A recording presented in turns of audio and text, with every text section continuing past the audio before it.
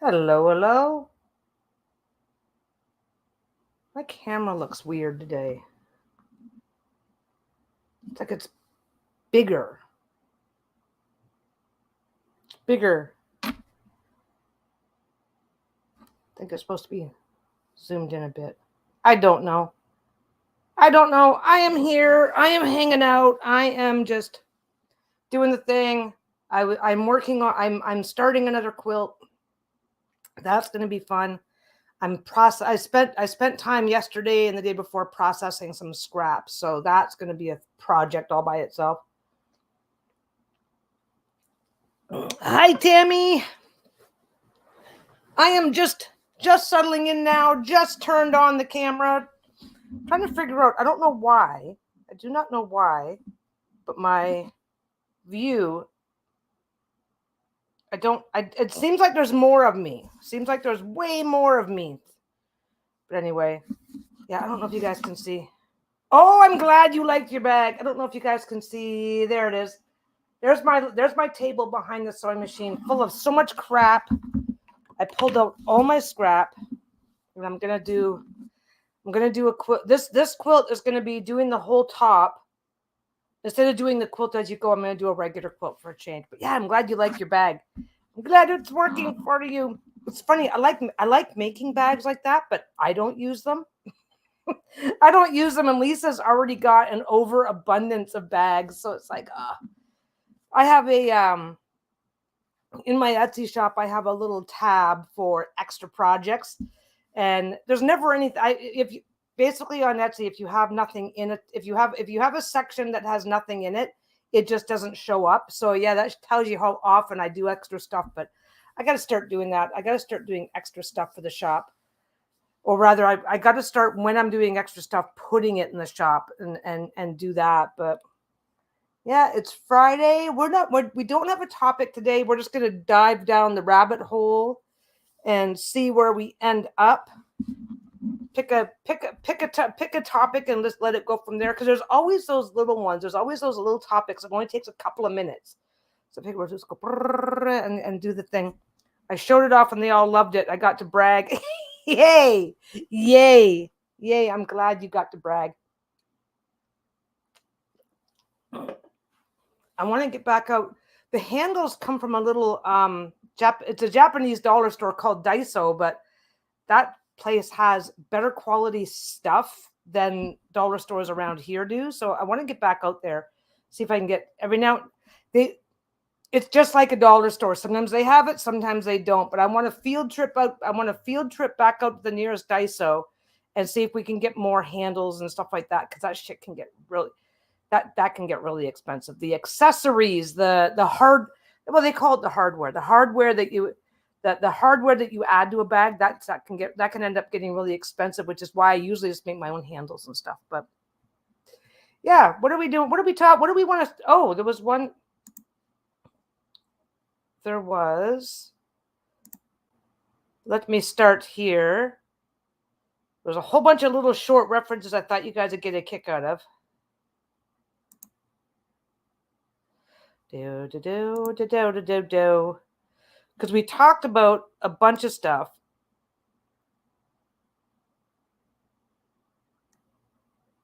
Oh, that was one. Okay. That's another one.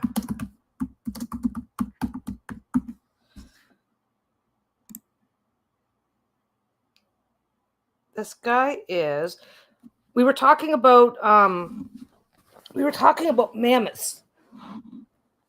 We weren't talking about woolly mammoths by themselves. Oh, we were talking about dinosaurs, whether or not they're still around, right? So this is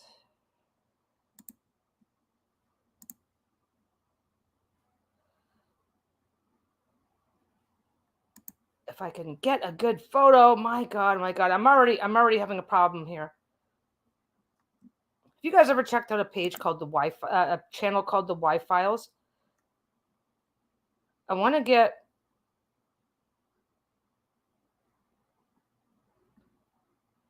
a good picture.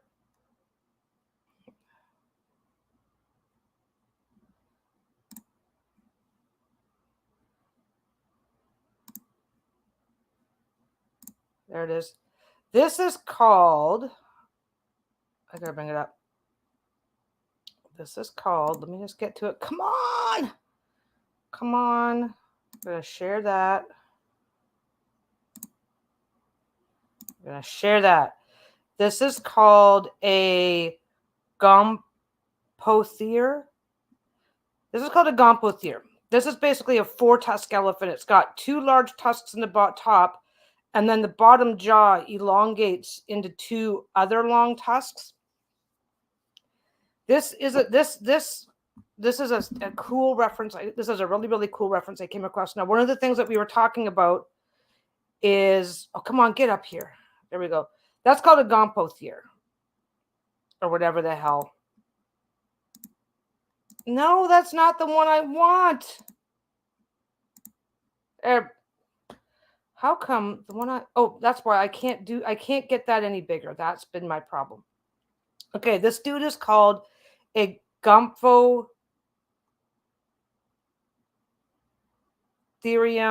something. Let's just get a okay. This might actually be a better one.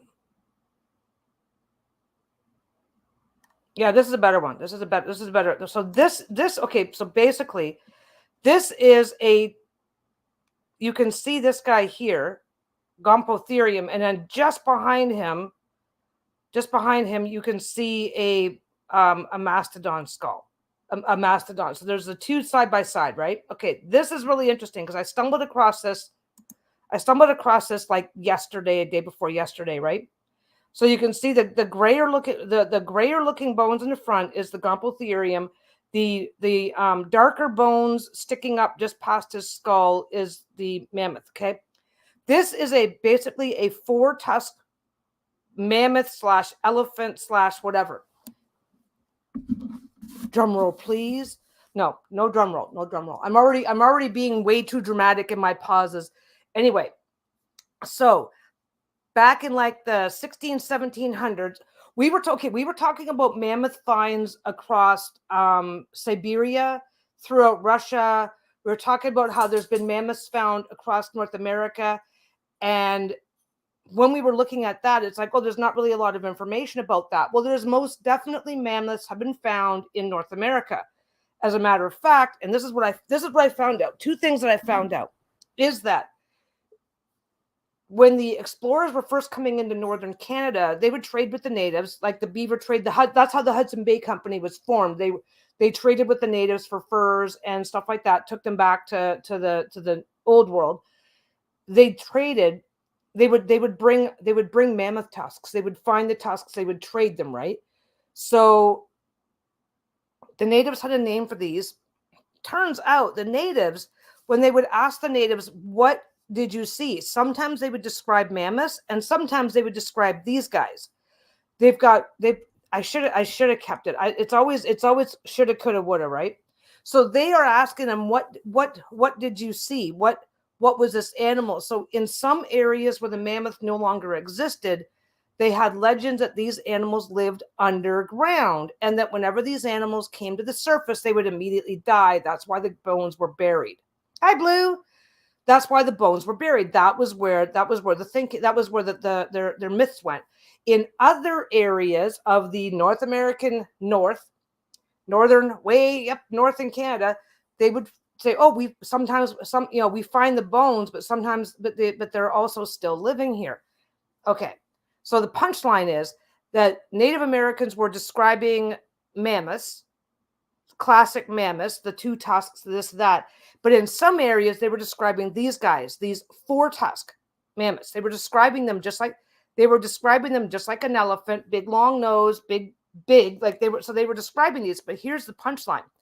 At the time that these reports were making their way back, because they would talk to the explorers, oh, well, this animal's here, and they'd tell their hunting stories, right? Well, we found this animal, we went and hunted it, this is what it looked like, blah, blah, blah, blah, blah. At the time that they were documenting these 4-tusk elephant stories, they had not discovered this animal yet. So this Gomphotherium had not yet been discovered. Natives are giving an account of a mammoth with 4 tusks. So they're coming back and going, well, these guys are describing elephants, but we know that elephants don't live up here. They kind of had an idea that there was something they would have known. They would have known about mammoths and stuff like that to one degree or another back in like the 16 1700s. They would know about something because they find bones, they find this. It's like, oh well, this is an animal that's just been hunted out. They wouldn't have known how old these animals were. You come across mammoth bones, you're going to go, oh, I guess at one time elephants lived here, because you can't deny what it is. But anyway, this Gomphotherium had not been discovered yet. So they're bringing back tales, oh, these fanciful fables, these untrue stories. These natives are bringing back all these stories of this animal that they're seeing that couldn't possibly exist. And when was the Gomphotherium discovered? Yeah, an early elephant. Facts and information. Do. Let me get to the facts and information. Oh, let me see. There's another one. So you've got your large over tusks, and then you've got your bottom going out to this, and apparently they use those. And then there would have been a trunk coming down between. So there's another one. This is what they're assuming it would have looked like. I think that's the one that's going up and down. Yep, that's the one that's going up and down. They're not sure where the trunk would have been involved, whether it was separate or together, or is that physical description? There were early elephants that looked different from modern elephants. They had 4 tusks, 2 straight ones in the upper jaw, 2 straight ones in the lower jaw. Unlike elephants today, the upper tusks were coated with enamel. Their teeth had very high ridges, which were ideal for grinding very tough foods like branches. The skulls were elongated, and they had shorter legs and a more barrel short body than modern elephants. Anyway, yeah, they went extinct in the early Pliocene. However, close relatives of the family survived until the Pleistocene ice ages. When was that? Let's go look that up. The Pleistocene epoch ended about 11,700 years ago. That's the Younger Dryas, by the way. But anyway, so these animals existed at the same time that natives in the area existed. But at the time that the explorers were taking the information about these guys, at the time, we all hear about that. Like, you learn about this in history class. Oh, they went into the area. The natives the explorers are writing down the histories of these people, and that's where a lot of their histories are coming from. So yeah, so basically, natives are reporting having shot and killed these things as late as the 1700s.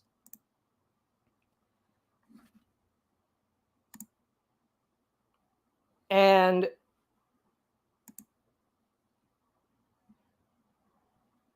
yeah, in the Ramayana, this is in the Ramayana, there's a mention of a 4-tusked elephant guarding Ravana's says place. I thought that was supposed to be their palace. Anyway,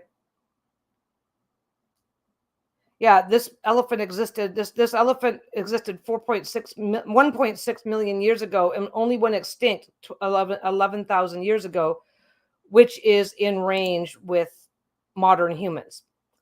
And yeah, so I just thought that would be a great. That's a great starting point, just to point that out. That so not only were Native North Americans, northern natives reporting encountering the odd mammoth, they were also reporting encountering these things. Of course, the explorers are like going, well, that's not real. Like, our archaeology, our scientists tell us those don't exist anymore. So just laughing them off. But yeah, anyway, I thought that was a fun little update. So not only did we have natives reporting living mammoths, but we had them also reporting these guys as well. They also reported, and like I said, they brought in the tusks. Where'd you get these? Oh, we shot this. Right? Like, because what the reason for the whole story was they brought in, and I forgot that part, and I should probably save, whenever I find these links, I got to start saving them. But yeah, they're like, one of the tusks had blood on the end, and they're going like, where'd you get this? And yeah, we shot it. And the reason why they asked is like, well, tell us what happened. Tell us what's going on. What's going on? Like, how did, well, it was alive. We didn't, these weren't just bones that we found. So yeah, the natives would turn in bones that they found, trade them for supplies and resources to Europeans who were desperate for all that stuff. And yeah, so that's our first little rabbit hole. I'm not gonna, well, unless people have other things to offer, I'm not gonna go too deep into that rabbit hole. But I thought you guys would get it. I thought you guys would get a kick out of that. That there's the possibility of pockets because these northern regions in all the way around the world are so remote that, according to these people, that they're still up there. They're still up there. They're still alive. They survived the winter. And I think it's the same thing. I think it's the same as that island. What's the name of that island? Well, the same as that island when they found miniature mammoths. I think if these animals were to become smaller in size, for whatever biological reason would cause an animal to lose its size like that, I think it's entirely possible that if an animal can, we've got plenty of wildlife that lives up in the northern reaches. I mean, my God, we've got polar bears. Like, polar bears are polar bears.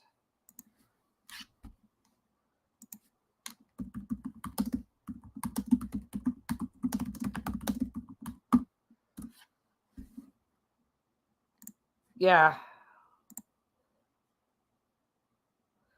Well, it's from Reddit, but that's okay because I'm not interested in the Reddit post. I'm interested in the photo.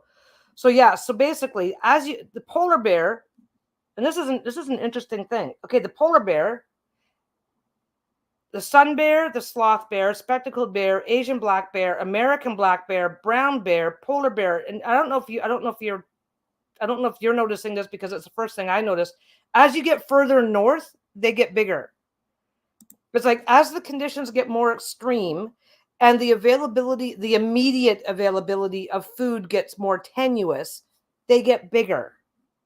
So you can't just say being in a northern area means you can't be big. Polar bears are the most northern living bears. They live in the coldest, harshest territory, and they're the biggest.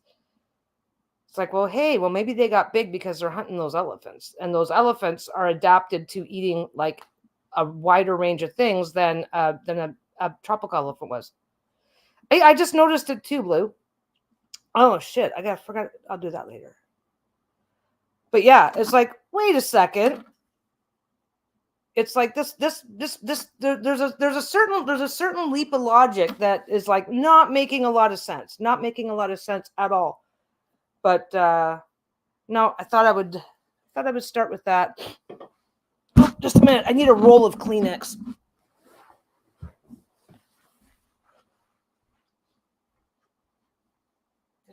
There it is. Oh, I don't have a garbage. Be right back.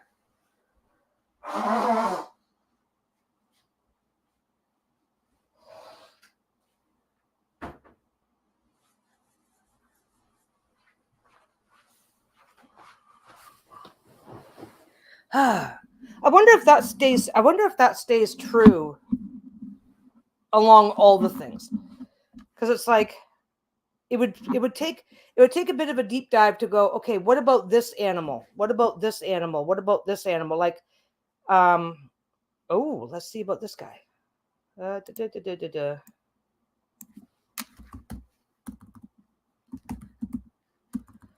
No, I can't do that. I was going to say penguins because the emperor penguin is one of the biggest ones, but I don't know how they go into the coldest areas. Ooh, leopard seal.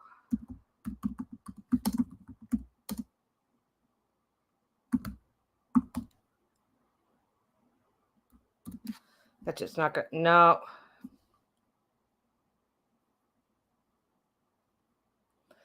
Yeah, leopard seals, 7.9 to 11 feet, making them the same length as a northern walrus, but usually less than half their weight. It would take a bit more. It would take a bit more work. It would take a bit more work to know. But yeah, it's like, wait a second. How is that even possible? But anyway. Anyway, that was one thing I wanted to update you guys on, that I stumbled across this story, because it's like, it's really cool. It's really cool that natives are like, oh yeah, this thing is this thing's been, oh yeah, we still catch the odd, we still hunt the odd live one. The natives never tried to imply that they were common. But then again, if you're in some areas of, well, I guess Africa, Asia, if you're in some areas, these okay, like the panda bear. The panda is a very, very, very famous bear, but in the wild, it's very rare. It's very rare in the wild. We know about it because we think it's really cool. But there's other critters in the wild. That only, okay, Komodo dragon. Oh, Komodo dragon, blah, blah, blah, blah, blah. I'm never gonna run into one. Well, I mentioned the bald eagles, right? Outside of the Pacific area, you start getting further and further east, and they immediately become very rare. Very rare, even though, this is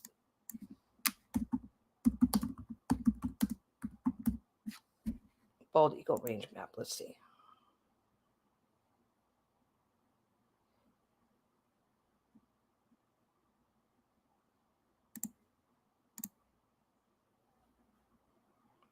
Oh, come on. Yeah, this is a bald eagle range map. Year-round, breeding, non-breeding, migration. This is a range map for the bald eagle, right? But once you get away from the Pacific coast, okay, it's the same purple where I live now as where I came from. I never in my life saw a bald eagle where I come from. They're incredibly common here. If I go for a walk and pay attention, I can probably spot one any day of the week. But they're really, really, that, and maybe they're just not, maybe they're more, I don't know. But yeah, like, you're not going to spot them. So anyway, this says that that's their range, but it doesn't say where their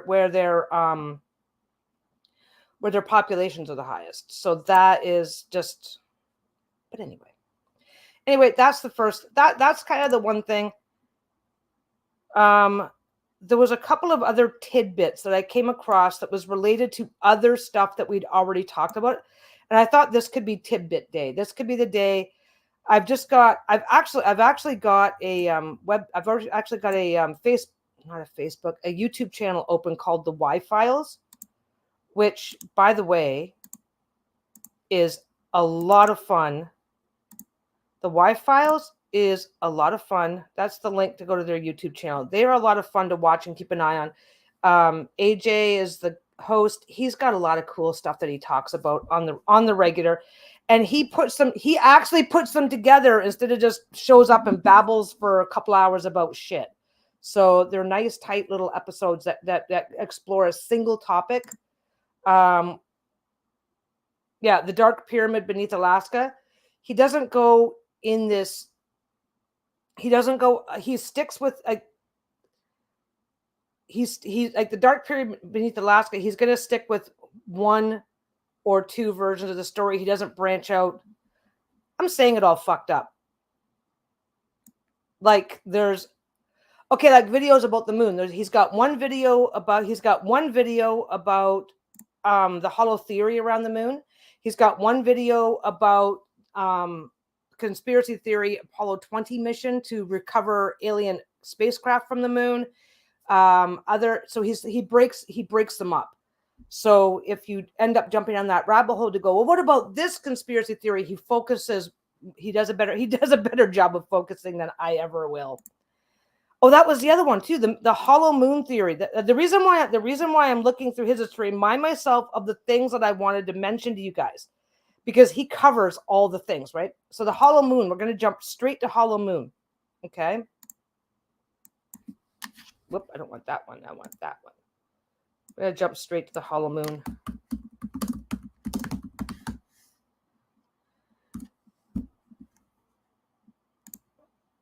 Do.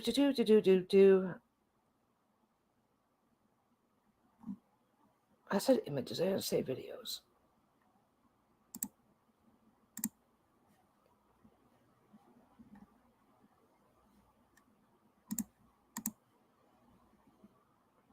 Okay, so this is, I'll share this one just so you got something to look at.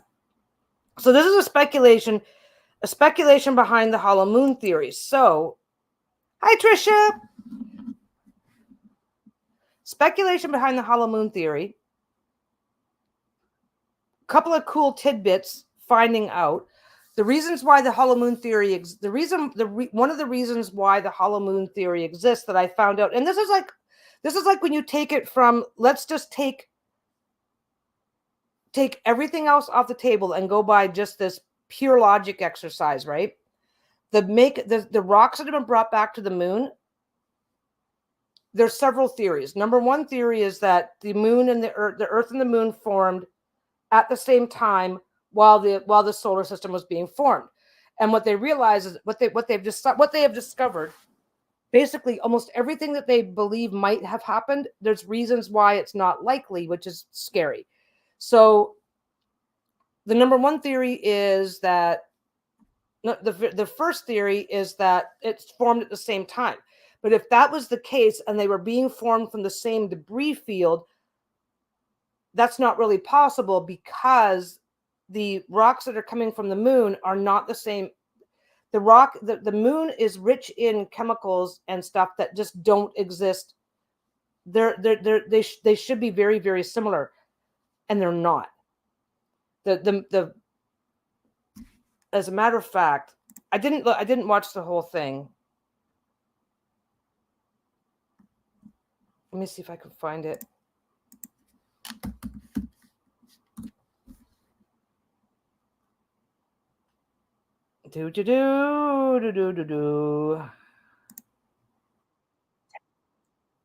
Okay. So for the hollow moon theory, let me just see if I can get that. That's what I want. I want that. This guy, again, this is the Y files. I like the way he puts this together. He's got just enough entertainment that you don't go cross-eyed from all the details that you get flooded with, right? Anyway, did I just fuck that up? I fucked that up.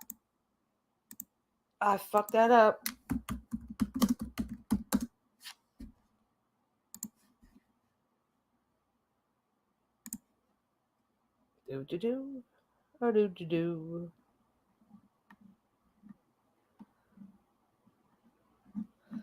Ooh, this is one of the articles I wanted to look up though. Do. Oh, I can go back to here. There it is. Oh, that's an even better one. Okay, I'm babbling. By the way, how is everybody today? Feel free to chat among yourselves while I babble about shit. You guys know the drill. No, that's not the one. That's the one. Look at that. There's a speculation, right? So I'm just going to start reading. The moon is often described as having divine feminine energy, the feminine counterpart to our sun. This is from the Gaia. This is an article from Gaia.com.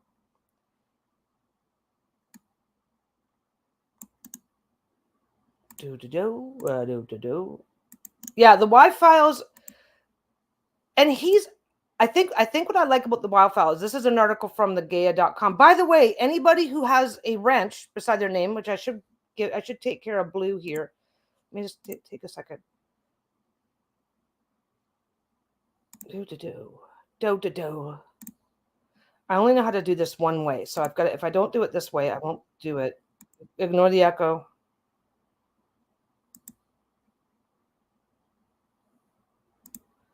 There we go.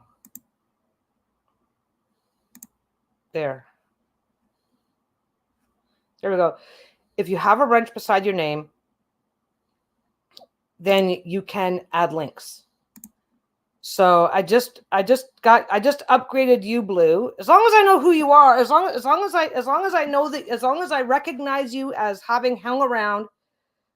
The Y Files is a YouTube channel, and the host of the Y Files, he tackles one topic per episode, and does it in a way like he does a really good job. I mean, obviously he's got people working with him. He puts together a script. They get it all together. They get it all set up nicely. He talks about the theories. He talks about what people believe. He also is very, he's like me. He's a skeptical believer, or a believing skeptic, or something like that. It's like, so if something is too good to be true, he's like, okay, so is there evidence for this? Is there evidence for this? This is what people are saying, but is this what's going on? So he will, he will break it down. This is the stuff I believe is worth looking into. This is the stuff I believe is just not so whatever. But I'll try not to be good here. Good. You understand the assignment. Now, if you have the wrench, so if a troll shows up being an asshat, we can get anybody can just put. I think you guys can put them in timeout. I don't know. Anyway, so we only ever had that one troll, and they never came back for some strange reason once I pointed out that I knew who they were. How's that work, right? Anyway, but you can share links. So if we're talking about something and it's like, oh, I found this cool article. You know what I need to do? I need to start doing this. I get stuck in my little thing anyway. One thing that I haven't been doing. There we go. Open that. Do that. Do that. There.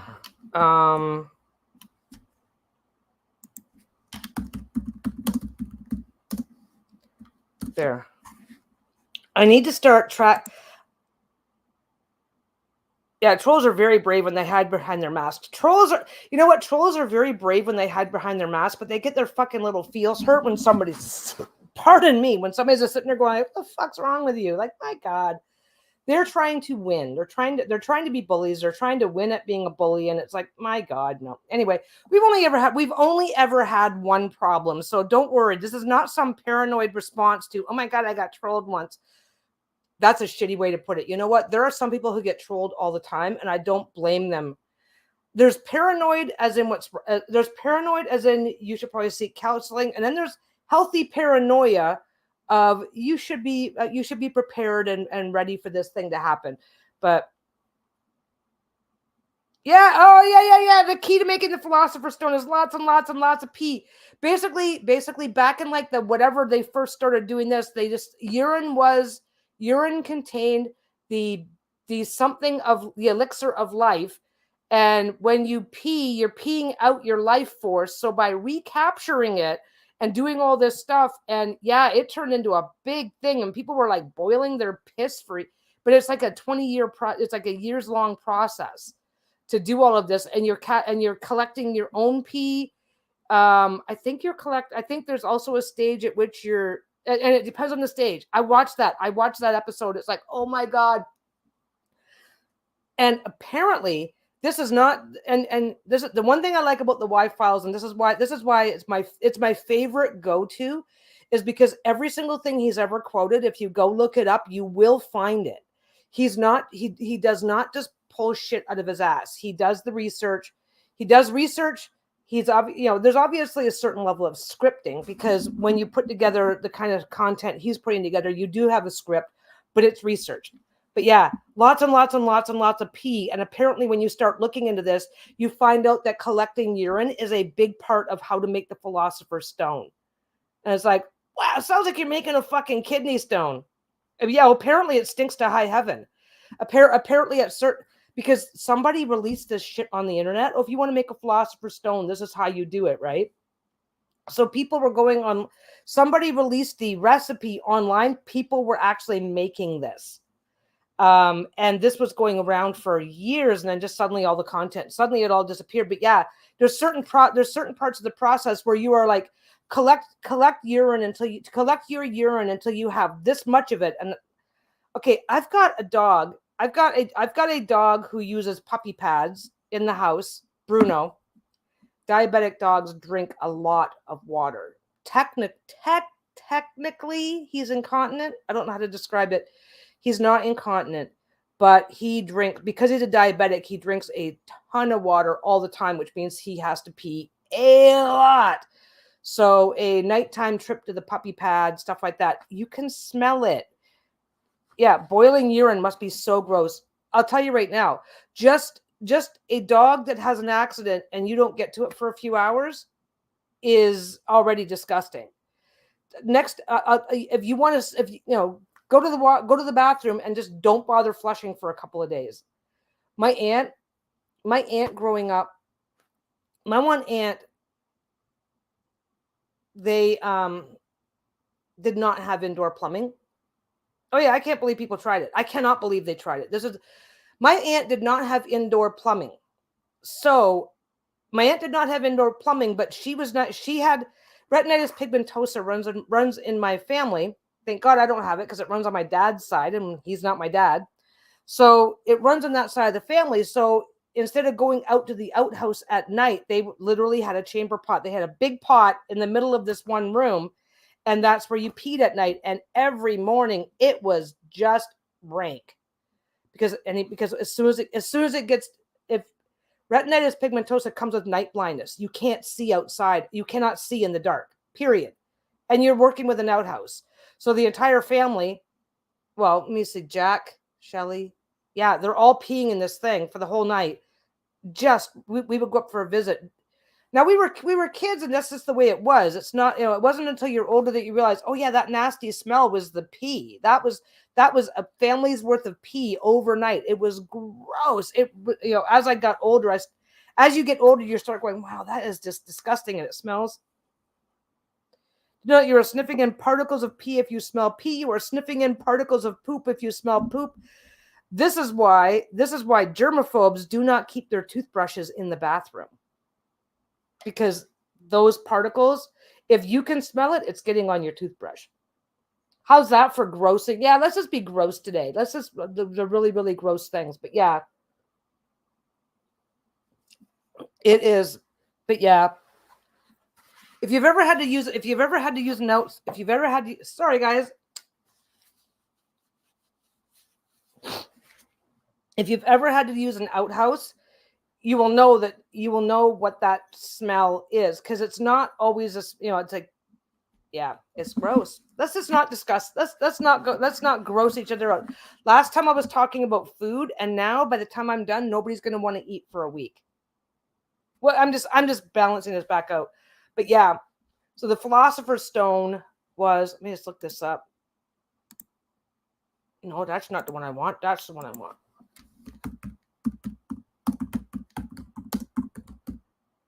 Stone. No, how to make. This is the problem. You look up Philosopher's Stone, and you're going to, the very first thing that come up with some Philosopher's Stone movie, Harry Potter and the Sorcerer's Stone.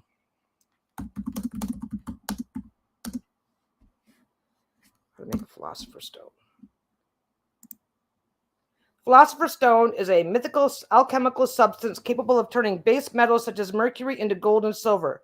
It was also known as the tincture and the powder. Alchemists additionally believed that it could be used to make an elixir of life, which made possible rejuvenation and immortality. Let us. I bet you anything it's not gonna. So basically, it basically almost every single culture, like right in here, it says antiquity, Middle Ages, Renaissance, and early modern period, Buddhism and Hinduism.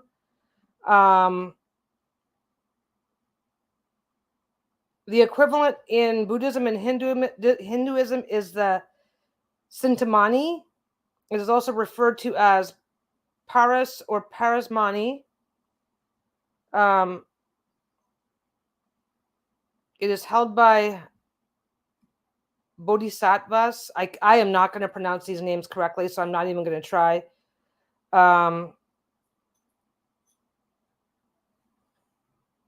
It's carried on it's carried on the back of Lung Ta, which is depicted on Tibetan prayer flags. It's a wind horse. By reciting the Dharani.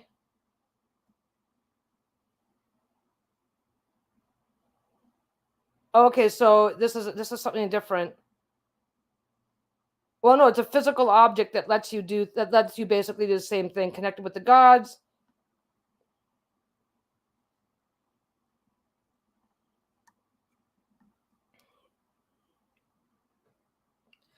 Depictions of the Philosopher's Stones are numerous and various, I'm sure, because crystallized urine is not going to be uniform in shape.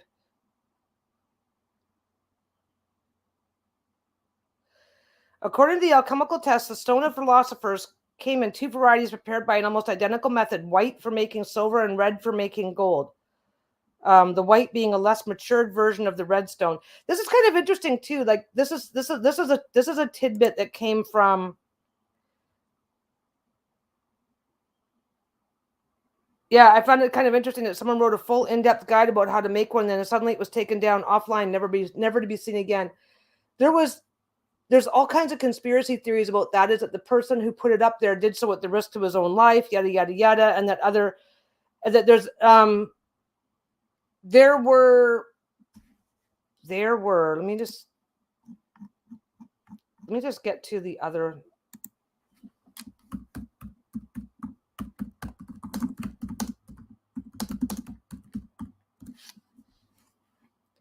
In the mid-1600s, alchemist Henning Brand, taking that crisp gold and hue as a sign. Okay, so they took the color of urine because it was gold, yellow, that he could make a philosopher's stone a reality with the crystals from boiled down pea.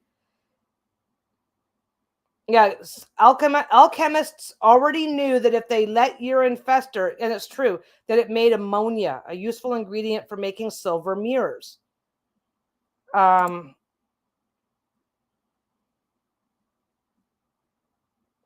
Now, I do think that the Philosopher's Stone, basically one of the things that alchemy believed was that if you created one substance, you could use it as a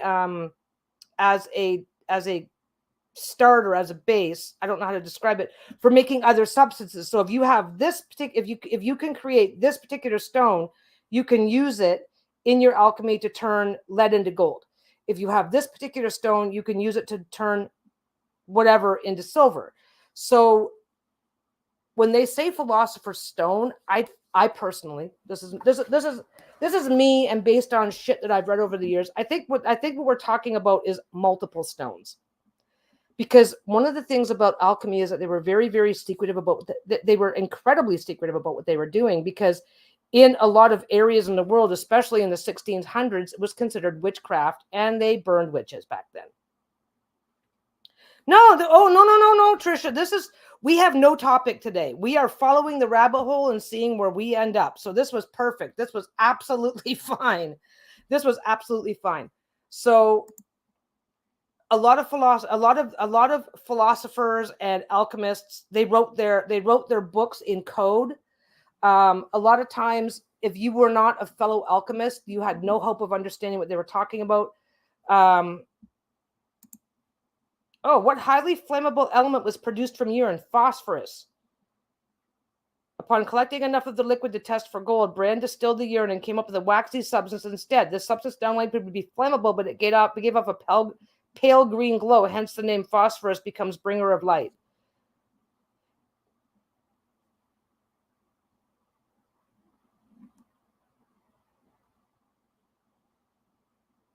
Ooh, here's something. Mediumantic. Let me see. Ooh, wait a second. I just found something. Let's look at that. Okay. Then we'll do this. Okay. So we're talking about pee today. For centuries, alchemists and magicians were racking their brains over the riddle of the Philosopher's Stone, a mysterious substance that is able to turn basic metals into gold. One of the legends ran that this substance can be found within the human body. According to another belief, it should be a liquid, since water is the primary cause of life. Once you had a pronounced golden color, everything was pointing to urine as an answer. So basically, my assumption... Hi, Kathy. Yeah, it is wild. It's crazy fucking wild. My leg is getting better, but it still is like, no. I'm probably pretty much back to normal. Yeah, jump down the rabbit hole with us. Absolutely. Okay. So let me see where let me see where I am here. If I'm going to be doing too much reading, I might Oh, this. I had standard basic blood work done last week, and I bruise very easily. But they tried in this arm and couldn't find the vein, so they had to go over to that arm. But this is it's just that regular standard bruising from blood work. There's absolutely nothing wrong with my arm. What am I doing? That's not supposed to be open. You ever do those stupid little clicker games? I had one open, which is fine, but then if my internet decides to hiccup, it'll make it worse. No, I was going to tell people that Lisa did it. And then Lisa said, well, if you're going to tell them I did it, then I'm going to do something else. And I'm like, oh, okay. Yeah, I've got little itty bitty veins. I've got teeny tiny veins. I can't say always, but I get a certain degree of bruising on the regular whenever I get blood drawn. And my doctor wants, my doctor, I have to get I don't have to. My doctor hates me. I like my doctor. I get along with her, but yeah, I have to go. She wants me in every 3 months because, to test my blood sugar, it's called an A1C. And it gives a more accurate snapshot of my overall averages or whatever. And that way she can double check. I've had a couple of medication adjustments over the years, but I almost never need one, but it's like better safe than sorry. So I have to go in every 3 months, and I whine every time. I whine every fucking time. But anyway, so we're back to urine. We're talking about pee today. Let's see what we got here. So in the golden age of alchemy, which fell in the 13th to 17th centuries. So we're talking way, way, way back in the day, resulted in numerous alchemical treatises created by medieval scholars, venturing clergymen, and mysterious Kabbalists. One of them, Cabala Mineralis, suggested using urine as a possible ingredient for the elixir of immortality. A manuscript located in the London British Museum dates back to the middle of the 15th century and is ascribed to Rabbi Simeon ben Kantara. Colorful illustrations in this book explain how urine of a young boy can be used as a source of ammonia. Our ammoniac is not that of the vulgar. Ammonium then shall be used together with mercury as essential components of Philosopher's Stone. So, basically, we've got two things happening. I'm waiting for something like Star Trek. No way I'm having my blood work done yet. You know what? Once you get used to it, it's one of those weird things. Like if you're not doing it very much, then yeah, it seems like a huge problem. And I get it. Some people are afraid of needles. I just don't look. I don't look. I got used to it. And I will say that having the blood work done is a lot. Like without the blood work, I can't be properly medicated, which means that I've type 2 diabetes, and it's very, very, very well controlled. My numbers are within range, blah, blah, blah, blah, blah. But without the medication, you guys know how that shit works. So without the blood work, they wouldn't be able to medicate me properly at all. And then I would be having much different problems. And those, yeah, I don't know. I would prefer Star Trek. There's actually a meter now. Okay. When you get your blood oxygen done, they just put a little thing on your finger. There's actually a meter now that's out and available that lets you test your blood sugar on the surface, but I think it's testing your sweat. I'm not sure what it's testing. I don't really trust it, but anyway, I started off life not liking needles. Now I just don't give a shit. I mean, things happen. You got to do what you got to do. But I will say, like, I had to get a pressure test done on my eye. I cried. My eye doctor does what's called a puff test. They test the pressure of your eyeball, right? They can do it with what's called a puff test. They just put a little puff of air into your eye. It's startling, but it doesn't, it's like, okay, you're done. But the other way to do it is they have this little meter that they press against your eyeball. I can't handle it. So when I went into the doctor and they said, oh, I want you to, you've got this little tuft thing and we obviously want to make sure that something's serious. So I want you to go here. Went there and they went, well, we don't have the puff test. We're going to do this. They got one eye done and that was it. I was crying too much. It was like, it's okay. You're not doing anything wrong. It's like, it was bad. I came out and Lisa's like, are you okay? I'm not much of a crier. So that really got everybody's attention. But anyway, we're not going to go on about that because I know that for some people, just talking about that is problematic. So, but yeah, sometimes, yeah, I hate that. This is the thing I hate. I'm turning 60 this year, and sometimes I just have to put up with shit that I don't want to put up with. So anyway, back in the alchemy days, you've got two things happening at the same time.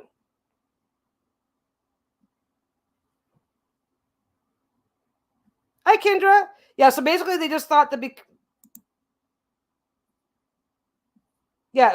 just thought that because the urine is yellow, they could change it to gold. Why not use yellow flower petals or turmeric or ginger? They probably did.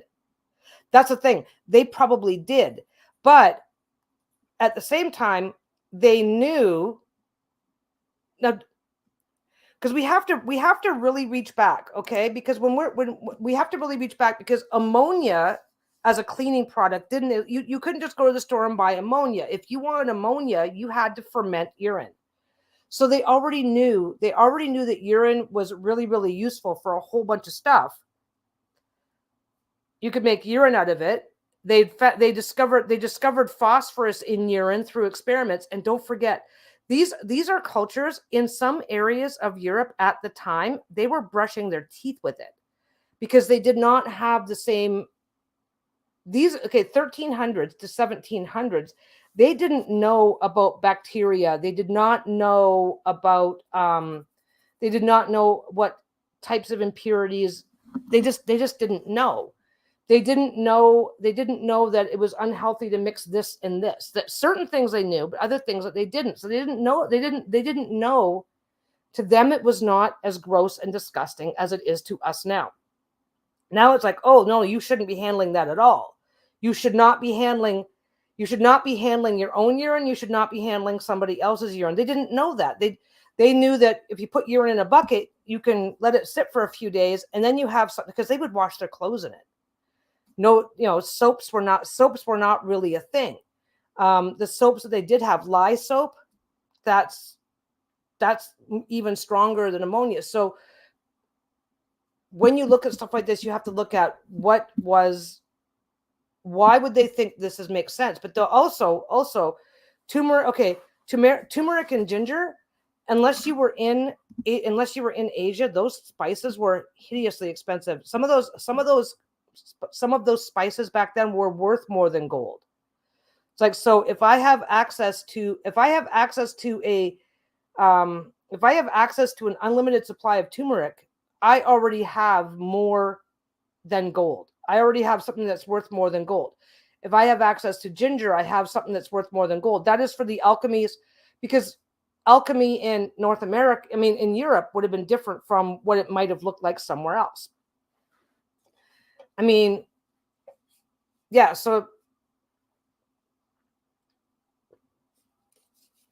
because even now, okay, saffron turns this lovely golden color, right? A brick of saffron is worth more than a brick of gold by weight. A pound of saffron, like a pound. How much is a pound? I'm not going to look it up, or I'll just go down different rabbit holes. But anyway, so they discovered that urine has certain properties. They didn't have the same aversion to handling it that we have. And don't forget, they lived in communities where the entire community smelled like an outhouse. There was no plumbing. There was no plumbing. People literally sold their urine. They collected their urine and sold that to the tanner, and the poop was just wherever. I don't even know. I don't even know how, there's one of the things is back in the day, a house was taxed on how much space it took on the street. So the house goes up here and then the rest of the house goes out like this over the street. The reason why men used to walk on the outside towards the street was not to protect the women. It was so that if somebody threw their stuff out the window, that it wouldn't get on, that she would be able to stay clean, and that he would be the gentleman and take the hit, right? So the aversion to it wasn't there, which it's like, thank God. Well, then I keep saying, thank God I never lived back then, but I also believe in reincarnation, so I probably did live back then. Hi, Stevie. Oh, don't worry. We are just going down the rabbit hole today. We're not trying too hard on any one thing. How's your bag going? Yeah, when I saw your thing, I'm like, sometimes people put the pockets on the front or the back, or sometimes they'll put in 2 pockets. That's what I thought it was. So, but if they, yeah, nice that you figured it out though, because I was wrong. I was dead ass wrong. We are talking about the Philosopher's Stone, and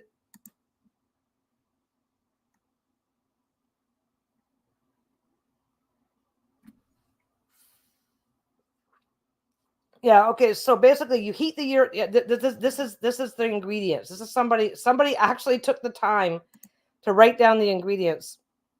Yeah, that can be a pain in the ass. That what I will say is, once you've done the first one, the second one is easier.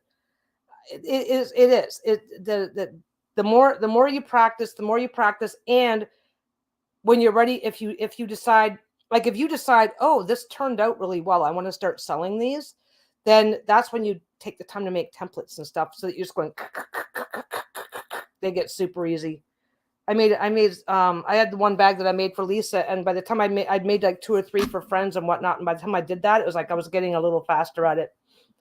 But yeah, so urine and the Philosopher's Stone. So a couple of things are happening. Yeah, oh yeah. It can be crazy. It can be absolutely fucking crazy to get a bag done.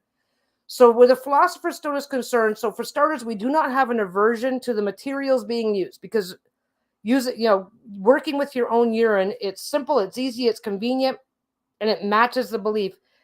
Oh, unpicking. Oh, I hate that. I will tell you right now, working from a stockpile like I've got, sometimes I just get frustrated, and it's like, I'm starting over on this piece. I'm not going to pick it out because it's just too much of a hat. It's like, yeah. Which, by the way, don't forget, for Stevie and for anybody else who happens to be sewing, email address is the fuck is that email address? I have an email address. That's not the one I want. That's the one I want. I was double check my own email address. How pitiful is that? Come on.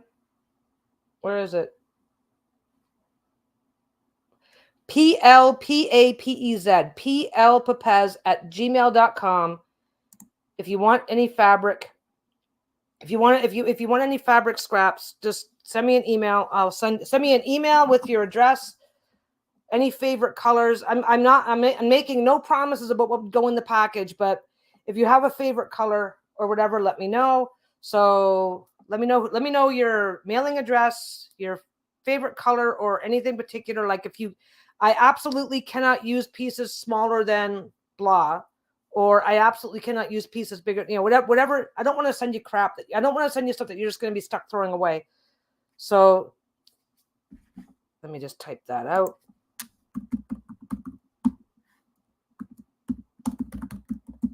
Come on, .com. Did I do it right? plpapez@gmail.com.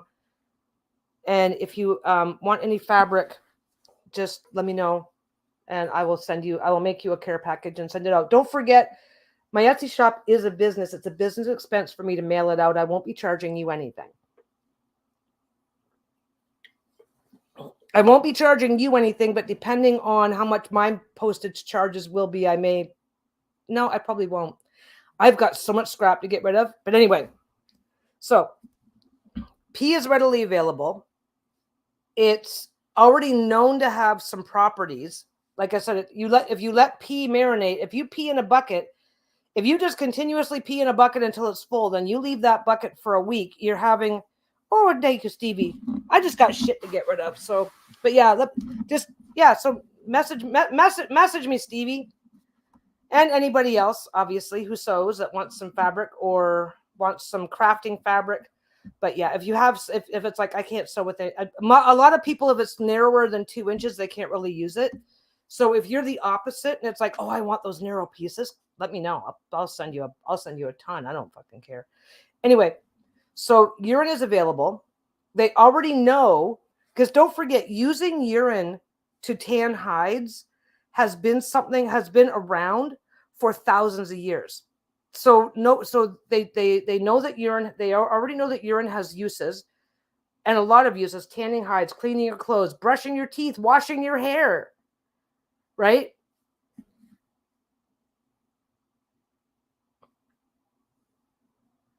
Yeah, if it was, well, there's something else there too, right? So thing is that, so they already know urine has a lot of uses. It's readily available. They don't have the same aversion to it that our modern that we do in the modern world. And alchemy in and of itself went through huge periods where just like rabbis were studying this, but don't forget, during the Inquisition, if Jews were forcibly by torture converted to Christianity.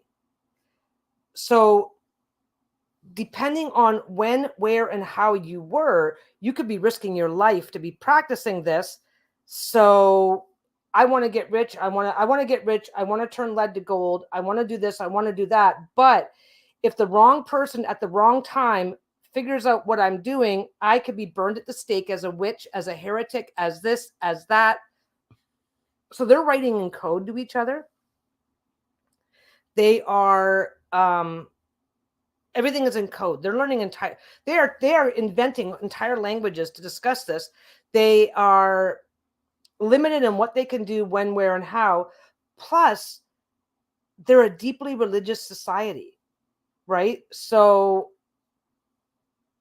they're also using various religious doctrines to go, okay, well, why did Methuselah live to be 900 years old, and I can only expect to live to be because don't forget also early lifespan. People died young back then, right? So living past the age of about 50 already put you as some of the oldest people in your community.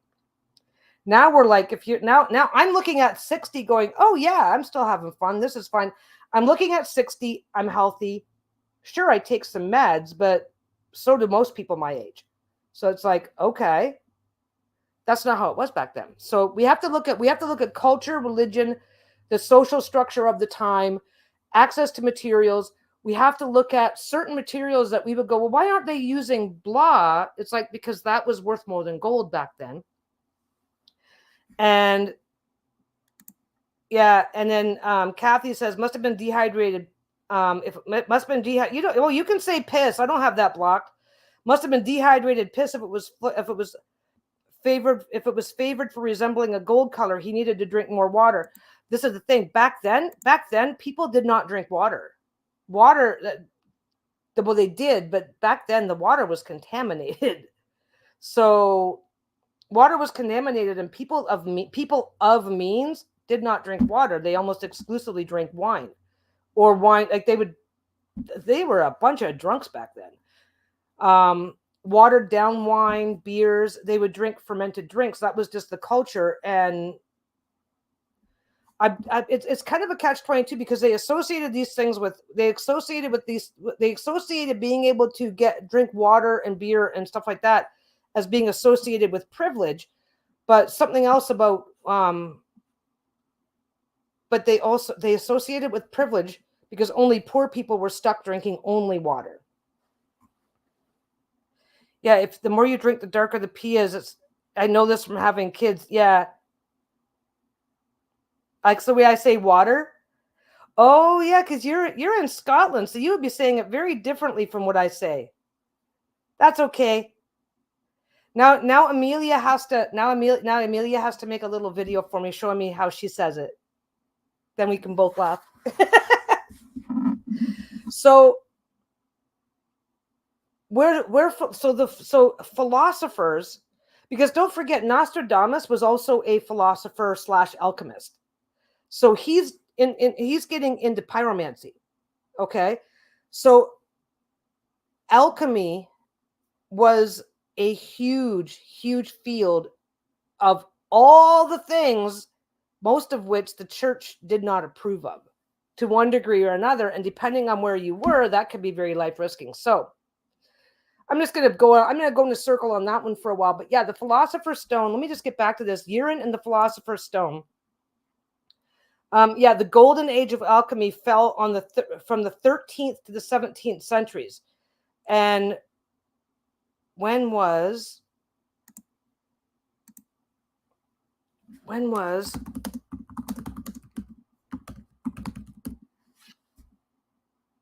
Okay, now don't forget, we've got the Spanish Inquisition, right? But the Inquisition... Yeah, they drank beer and wine instead of water back then. Even the kids' water wasn't safe. Yeah, they knew that the water wasn't... Well, okay, the water was dirty. They may not have even known. They didn't know enough about anything to know why the water wasn't safe, but it was dirty. It didn't taste good. Don't forget, this is a culture back then where you just, oh, the cow shed is all full of cow poop. We need to scoop it out somewhere. Okay, well, just flush it into the river. Moat, a moat around a castle. Do you know what the most protective thing about a moat was not the fact that it was a water barrier, but the fact that the water was so filthy, because you got the castle, you've got the moat, right? All the garbage and poop and piss and everything from the castle was just dumped into the moat. So the thing that made the moat such an effective barrier was the fact that if you had an open sore and you went into the moat, you're probably going to get a serious infection and be very much at risk of death from it. They didn't know what they knew that it was dirty. Okay, perfect. You know what? Okay, well, I don't care who's asking for fabric, so that's fine. I just need the name and the mailing address to put on the envelope. And if you have anything in particular that, like I said, I'm not... If you're like, I want 5 yards of this, that ain't happening. Of course, that's not... I mean, I'm going through my scrap bin, but and of course, anybody who wants any of the swearing fabric, specify. I'm not going to put... I not everybody can have the swearing fabric for various reasons, right? So, like, there's no point in sending I'm happy to send swearing fabric and pass on my good fortune, but only on request. And keep in mind that some of the fabric says cunt on it, which for some people is an extremely offensive term. So don't be afraid to specify. I would love the swearing fabric, but I do not... I do want that fabric, or I do not want that fabric. If you don't specify that you're okay with that fabric, I won't send it. So, and like I said, I don't want you to end up with something that you're going to have to throw away, or that you're going to have trouble using, or that might get you in trouble with your friends and family, and unless you specify. So what am I looking for here? Okay, so name.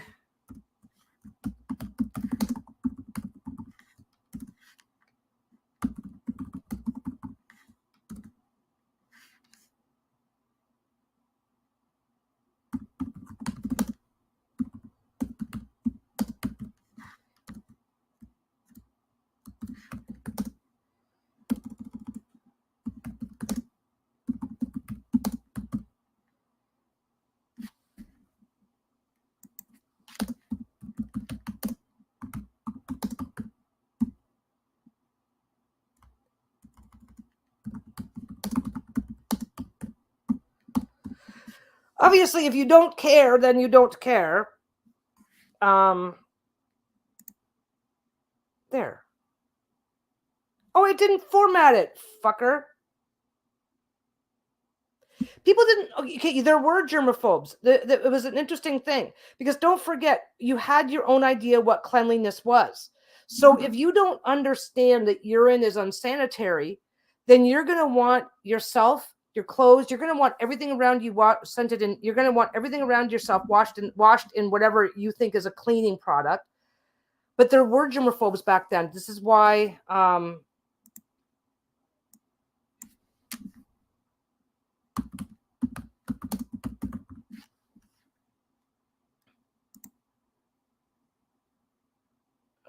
I know what it is, but I'm not sure that I'm going to find it.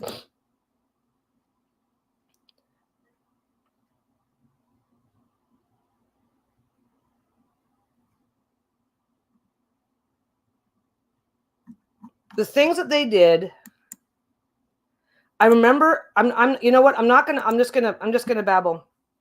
Yeah. They didn't know that germs were a thing. Um, but they also. It was really interesting because I read a thing about this. This is like my trivia brain kicking in. I read a thing about this a long time ago, where there were most definitely germaphobes back then. So they would. That's why. That's why. Oh, time period. So alchemy was in its golden age, golden streams, was 1300s to 1700s. Um, oh, I just turned that off. Okay, so the Inquisition, don't forget the Spanish Inquisition was a very specific and brutal time within the greater Inquisition period because the church had all the power, right? So if you were living in Europe between the 13th and the 17th century, between the 13th and the 16th century, there was some level of inquisition happening somewhere pretty much all the time. So yeah, this is why so secret languages, secret codes, you get a hold of somebody's notes, and if you don't know what language he wrote his notes in, what code he used, so some of this could be misinterpretation as they pass knowledge along, father to son, stuff like that. But so one of the formulas involved collecting the urine of a young boy.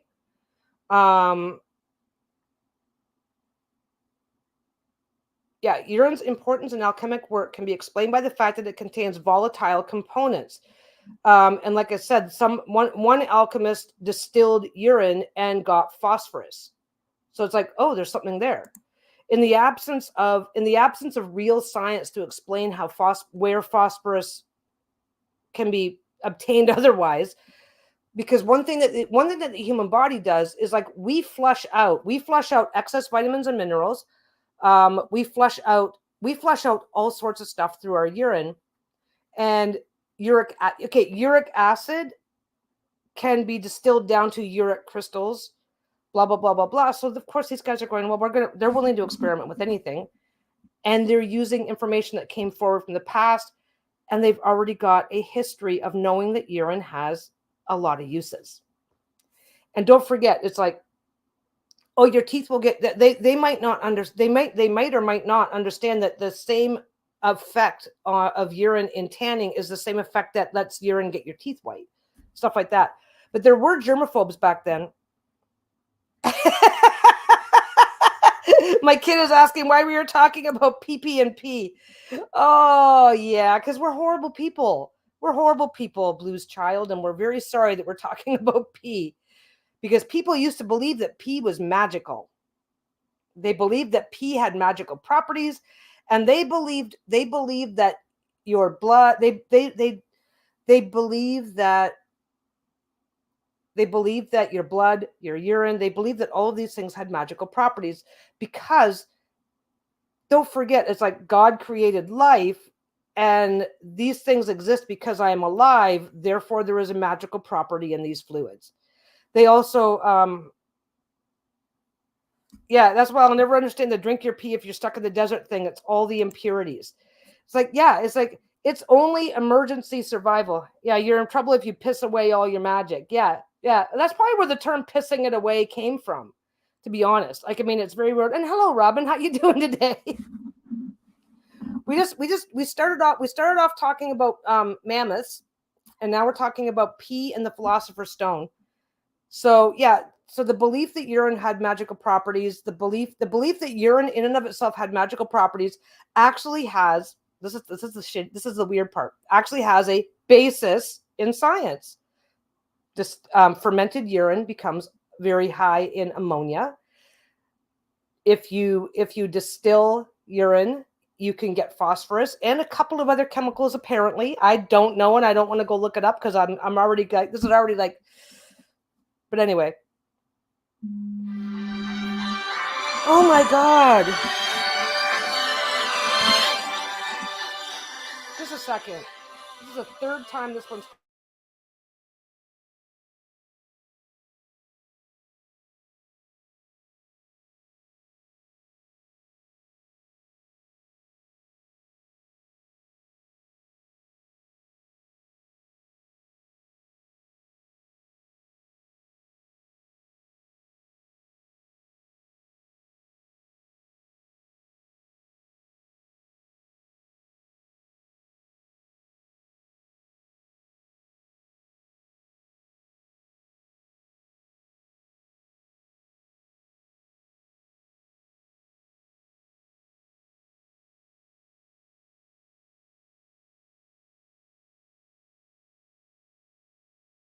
I'm pretty much sure that's the correct number. Okay, and who is it? Who is it that you're trying to get a hold of? Actually, ma'am, the reason I'm calling you right now is because if you remember a couple of days ago, we had a conversation about the discount on your monthly bill, right? Which bill was that? The number, the Rogers file is in the discounts department. No. No, you have the wrong number. I'm pretty much sure that I have the correct number, but So what? I've got two numbers. Yeah, go ahead. What number? What's the other number? What's the other number you're trying to that you have? Let me check. Give me a moment.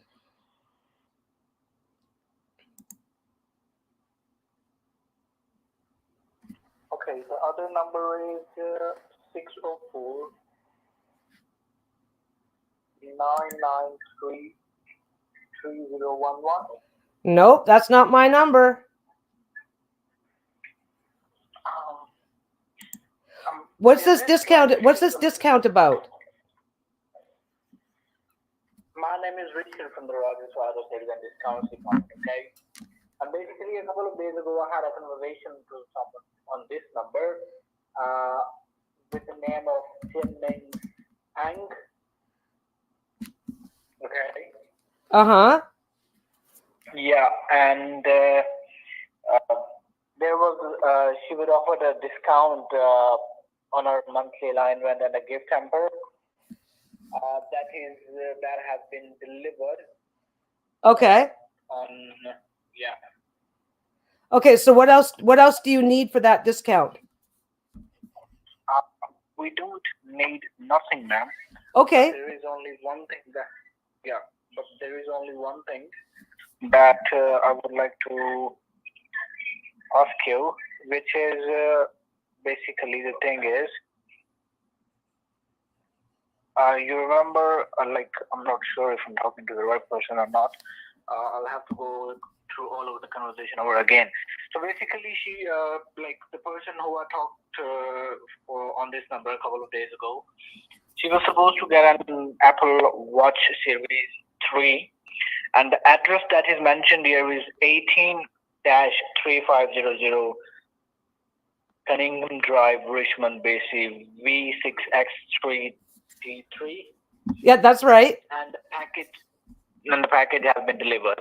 But there is a problem, a mistake, or a mishap has happened, which is I just came to know just now, and that's why I called you, because I can see here the package was delivered like 2 hours ago, I believe, right? And I just came to know that instead of an Apple Watch, a wrong package has been delivered to you.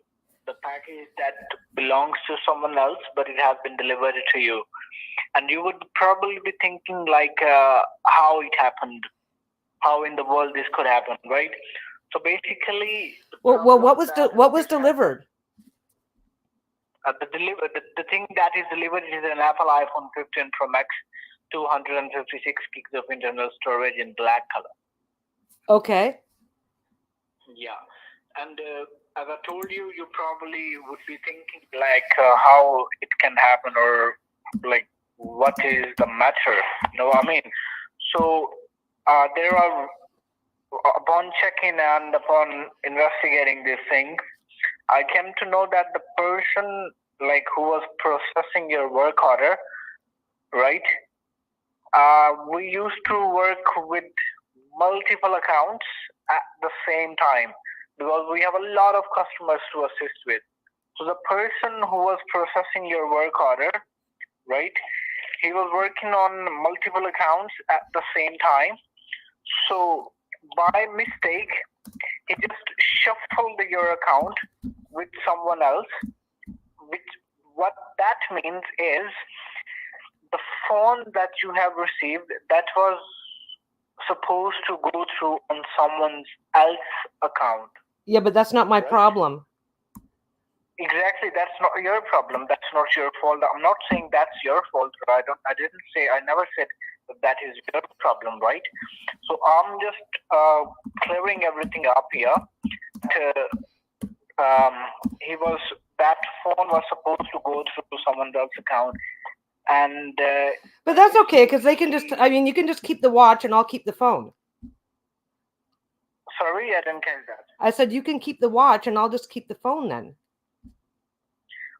That is not a possibility that can be happening, man. Because Why not? This is your problem. This is your problem, not mine.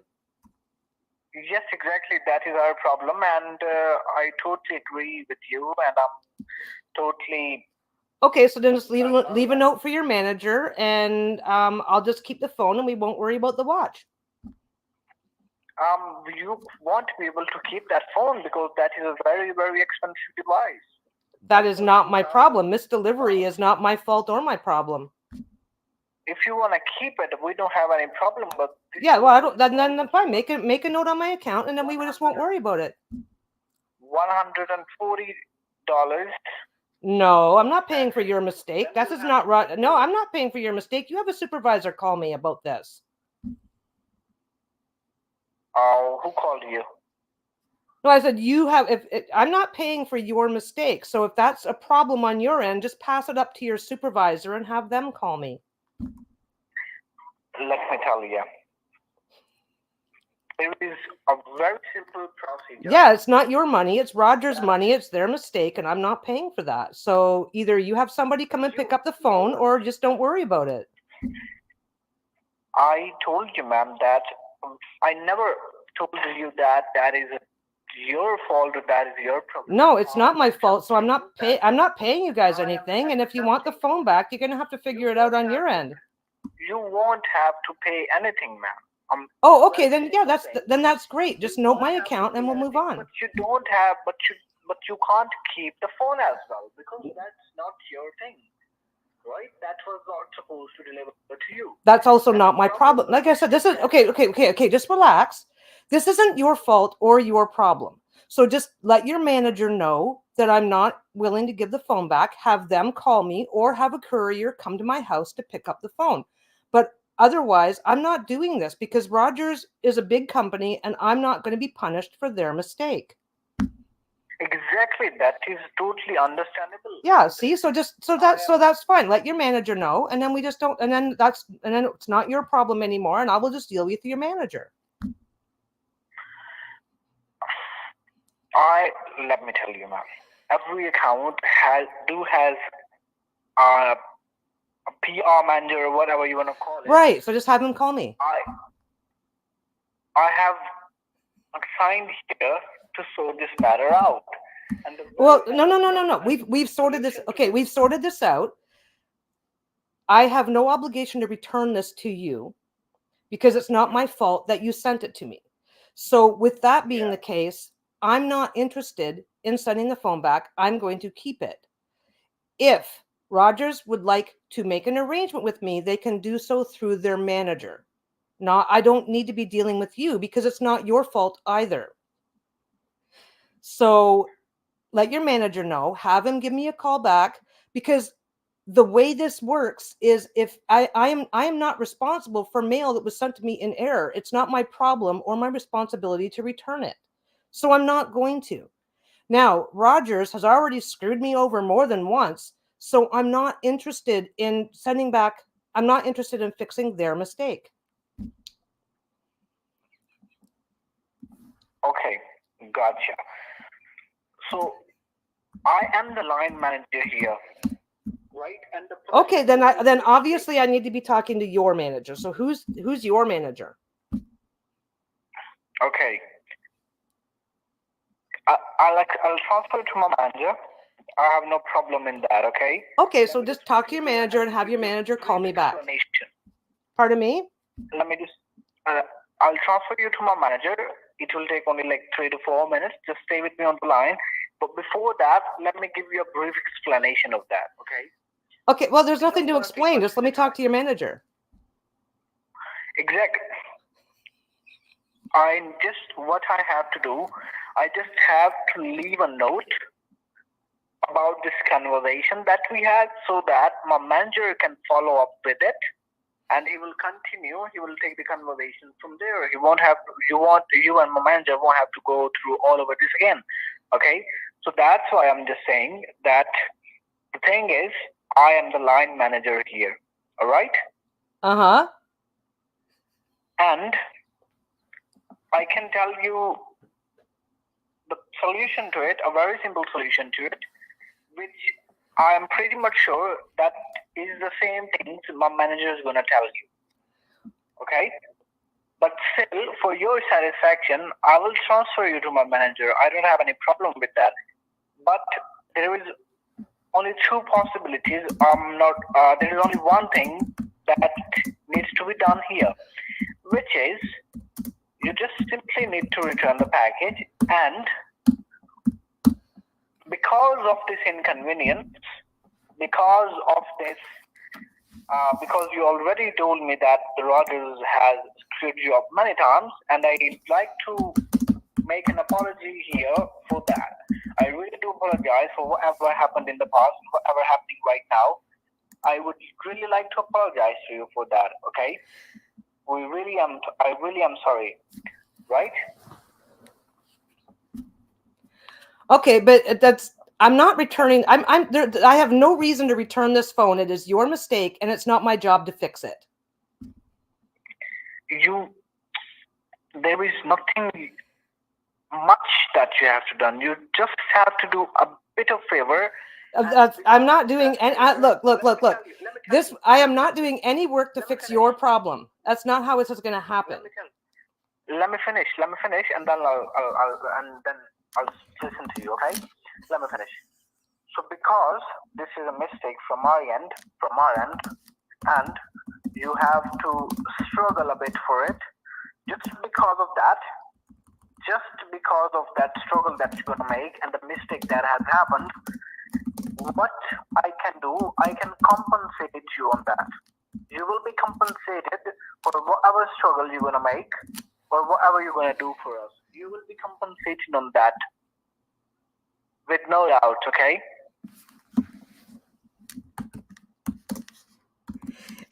Well, compensated how? The compensation that I have here is your first 3 months bill will be waived off, because this is not okay, this makes no sense because I'm already paying $400 a month for my business account, so you're offering me a bigger discount than the phone is even worth. Why are you wasting my time? No, I'm not wasting anyone's time. Okay, how much is the phone worth? The phone is about 2,169. Okay, so and how much? And the Apple Watch, that's like what, $500 right there. So and my phone bill is like $425. Let me see. Let me double check. My last phone bill was like $438. On average, I'm paying over $400 a month. So you're telling me that you're putting me through this over what, like $18? Are you kidding me?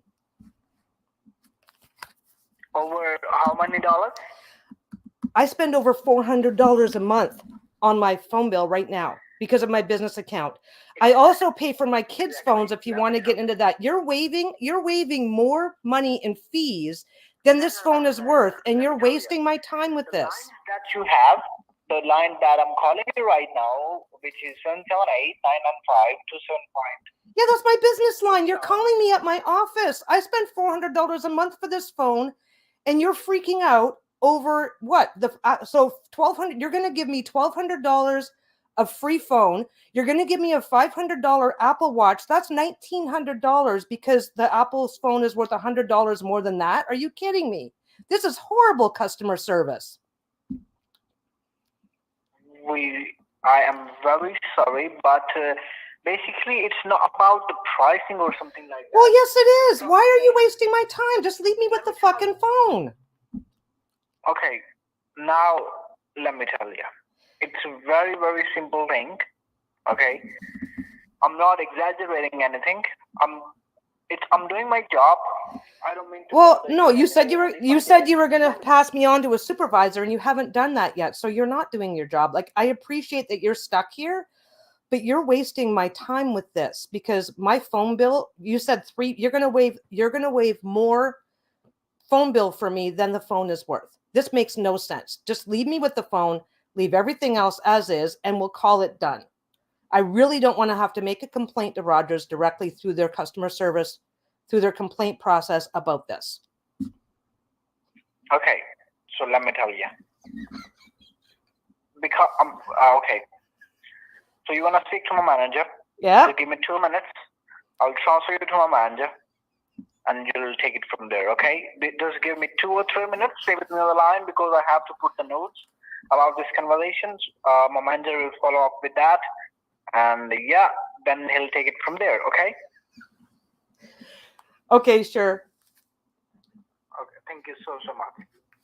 Just stay with me.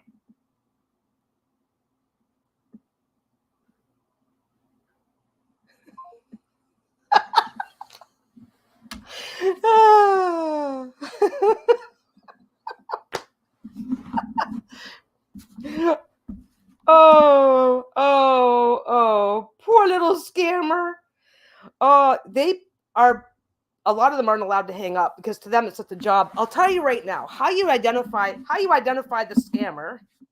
Spot the scammer 101. It's like, I'm calling you about your Rogers bill. He didn't ask me who I was. He didn't ask me to confirm anything. Yeah, thank you so much. He says, oh my God. It's like, I thought of that thing. It's like, well, what if this is a business? I was in fine form. I feel so good about myself. No, absolutely wasted this poor guy's time. But I'll tell you right now, basically, he gave me a Chinese name at a Chinese address, because they go after immigrants with this shit. He was probably shocked all to hell when he heard proper English, because they don't like talking to us. They prefer, and they absolutely love it when they get a he sounds Indian, but they go after first generation immigrants here because they expect them to not understand how this works. Here's how this works. By the way, kids, by law, if you get mail that's intended for somebody else, it is not your fault or your problem. Yeah, Chinese name from an Indian. And he gave an address. Richmond, BC out here is about, last time I bothered to pay attention, Richmond, BC was about 80% Chinese. Richmond, I think about 80%. Yeah, proper English. Well, let me tell you, it's like, so two things. I could hear people in the background initially, and they probably started shutting up once they realized that I was arguing back.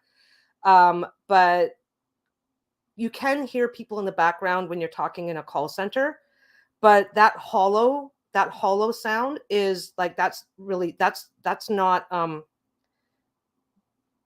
yeah. Hi, my name is Jake, from someone who is clearly Indian. Well, for starters, he didn't ask me who I was. Hi, who am I speaking to, please? Hi, I'm looking for so-and-so. He didn't do that. Hi, blah, blah, blah. Yeah, I told him over and over again that he had the wrong number, and he kept trying. That's one of your key things right there. Ask them who they're talking to. Ask them, oh, who are you looking for?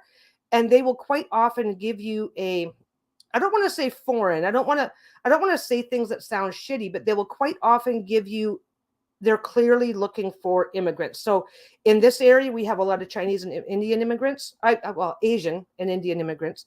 So they'll usually be looking and hoping for somebody who is, yeah, calm down. This isn't your fault, but I know you're not allowed to hang up.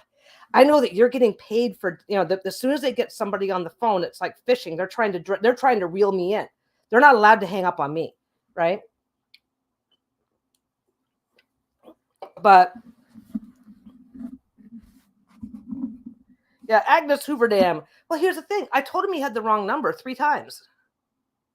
Every now and again, we get, oh, I'm calling from whatever, about your whatever. And just so you know, we have a buyer protection plan. We have, every now and again, you do get legitimate calls, and they're coming from overseas call centers. but he didn't ask me who I was. I told him, oh, no, this is, what's the other number? He rattled off a number. Like he had to go find a number. It's like, you have no idea. You have no idea who you're talking to. You're just guessing. And he only tried once to ask the name. He only tried once to ask the name. He's like, I'm calling for, and it's like, but anyway. Yeah. Oh my God. These calls, I'll tell you right now. And, oh, this was delivered to you 2 hours ago. You've got no fucking way to know that because they don't give that information.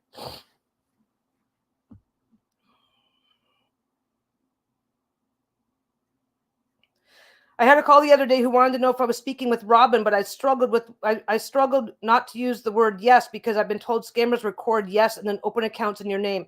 They do that, yeah, and never say the word yes. I worked at a call center and we had one girl who never fucking got in trouble for this.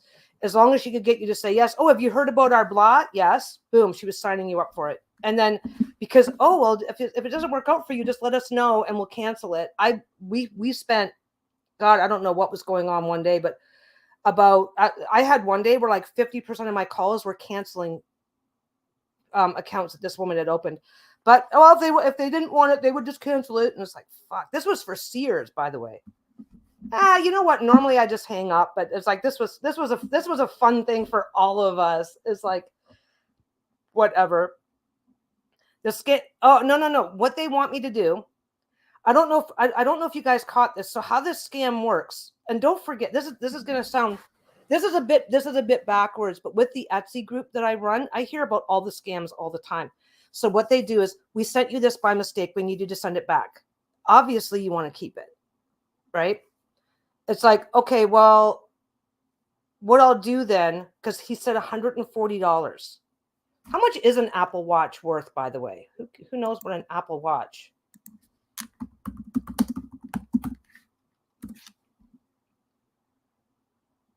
Oh man, they go anywhere from $250 refurbished, like an Apple Ultra 2 GPS watch, $1,000. So basically, what he's doing, there's two things. He's trying to get my credit card number, is what he's trying to do. So what he's trying to do is he's trying to convince me. Yep, you know what? I just hang up. And I'll tell you right now, if they call, hi, I'm calling from, it's like, I have no business with this. If I have no business with that company, I just end the call. I don't even waste my fucking time. As a matter of fact, most of the time now, I just won't answer. This guy called 3 times today. Yep. The funny thing is, if you set your phone down and walk away, some of these guys don't even have a hang up button and cannot hang up. Hi, Sonny. I got to get you too. Where is that? No, that's not what I want. That's what I want. I'm behind on moderating people. Anyway, let me just grab Sunny right quick. There she is.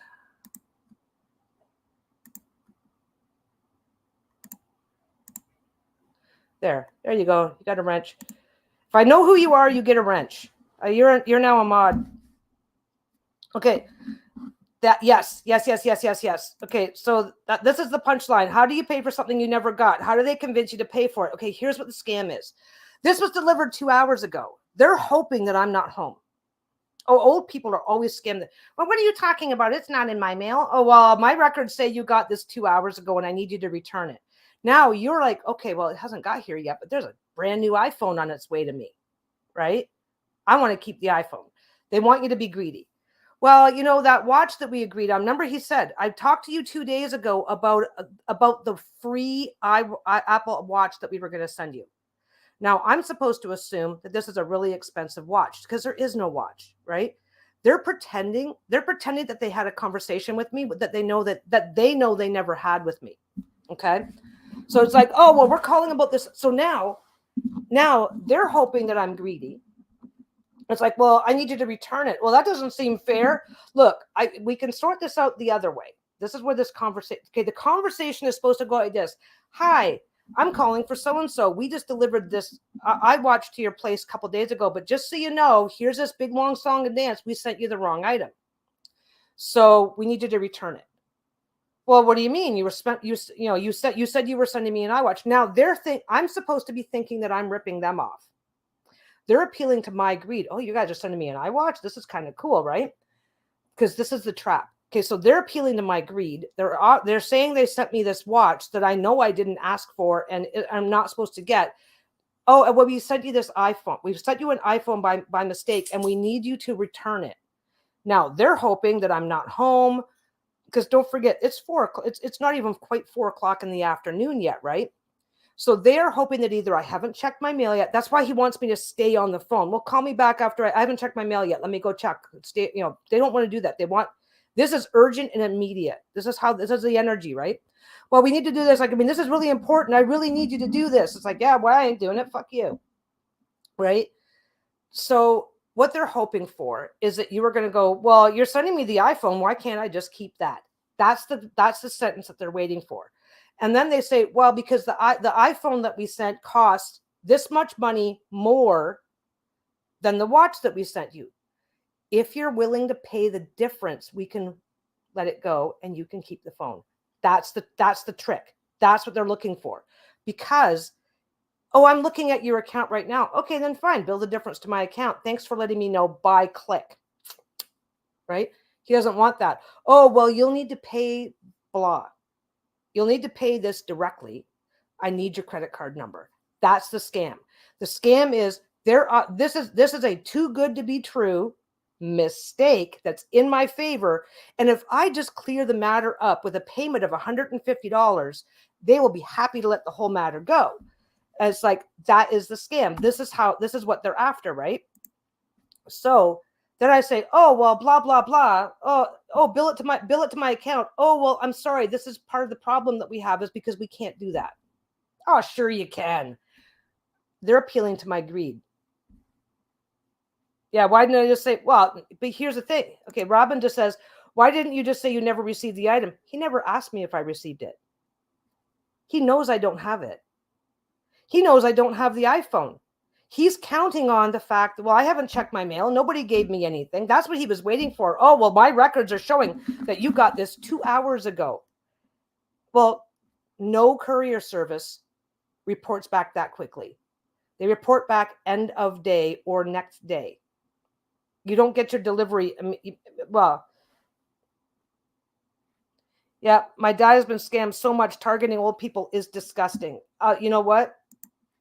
This is why they do it. And I'll tell you right now, this guy was probably sitting in India right now. And in some areas of India, $150 is a month's wages. So, and now don't get me wrong. There's like, if you go into, is it New Delhi now? Delhi. I think it has a different name. Anyway, the major cities of India, yeah, they are on par financially with us. They make very close to what we make and all that stuff. But when you get out in the hinterlands, out away from the big cities, $150 is a decent income. So the scam is appeal to your greed. Don't give you time. He never asked if I got the package because he wasn't interested in that. He was interested in appealing to my greed.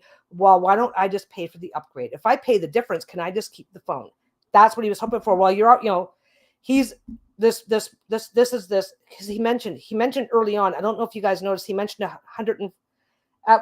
Initially, I was holding the phone up here, and then I realized you guys couldn't hear it, and held it down to the speaker. But he mentioned $140 right away. This costs $140 more than the watch we were sending you. It's a very expensive phone. It's like, so you're sending me $1,000 watch? Like, this makes no sense. Yeah, packages like that are always signed for, at least here in the UK they are. Well, this is the thing, right? Rogers is a very large company. They would, if they made a mistake like this, they would not would not try this hard to get the money back, period. That's your first clue that it's a scam right there. Second clue is, even though he gave me a name, he had no interest in what my name was. Yeah, you know what? I generally let everything go to messages, but this is the third time this one's called today. And that's, it's like, I know it's a scammer. So let's just pick this up and see who it is. And I'll walk you guys through some stuff. So anyway, I'm supposed to be feeling greedy, offer to pay the difference. His next step was to give me a song and dance. Well, I need your credit card number to process this because I really do have to make sure this is paid for today. Right? Then I give him my credit card number and I'm going to see a bill for like $11,000. Once they have your credit card number, they can bill you for whatever you want. Your bank might swing back, and some banks are easier to work with than others about this. Most of the time, if you call your bank and say this was a scam, as long as you're willing to file a police report, they're willing to work with you. But once they get your credit card number, you have no control over how much money they're billing your card for, and you won't know until you see it on your thing, and they'll have already had the money and fucked off with it. Step one, if you don't recognize a number, don't answer it. Make sure you make use of your block feature. If somebody wants to talk, the reason why I knew this was a scam when I picked it up is because they've already called me twice and never left a message. One thing that we have here. Yep. I don't like to talk to anyone I don't know on the phone. When there's a discrepancy, I just tell them to mail me the information. I've been tempted to ask for their phone number so they can verify it. Yep. Thing is, number one, scammers don't like to leave messages. Well, they do, but they don't. We get this whole, hi, we are calling from the CRA department of the Canadian government of the CRA. There's always a problem. For English, press 1. For Chinese, press 2. Chinese are the main targets around here because we have a lot of people. We have a lot of older Chinese people who are first generation immigrants who maybe came over as adults after they were sponsored by their kids. They are really hoping for senior citizens who have not been in the country long so that they can pretend that they are something they're not. Number one, if they say that they're from a company that you don't do business with, screw it. Number two, if their message offers if the message says that they are related to the government, but they offer language support in a language that is not one of the official languages of your country. Canada is English and French. For Chinese, press this. It's like, for English, here's a note to you scammers. For English, press 1. For French, press 2. For Spanish, press 3. For blah, blah, blah, blah, blah. And then start adding languages, right? If they're offering service in a language that is not normally offered in your country through your government, then they are a scammer. If there is a sense of urgency, I need to do this. This happened 2 hours ago. Hey, not my fucking problem. Period. I told him, send a courier to come pick the phone up. He ignored that. Well, I'm not, it's not my problem.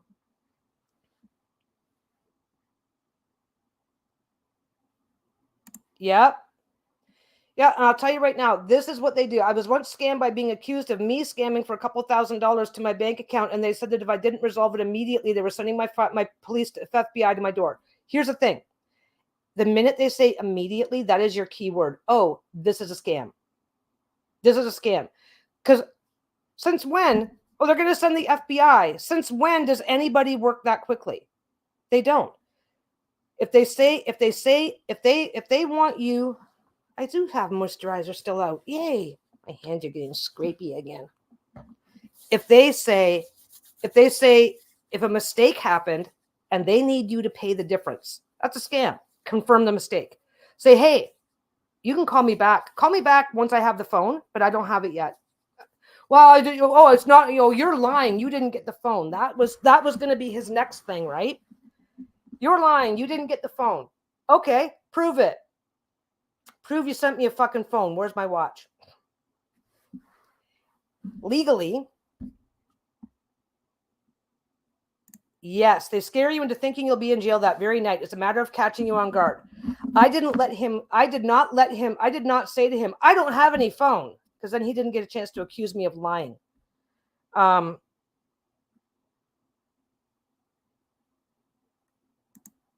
Yeah, my doctor's office has a touchscreen to log in to say that you're there for an appointment. It offers English, Welsh, Spanish, and French, but no Gaelic. But nobody in Scotland speaks Welsh.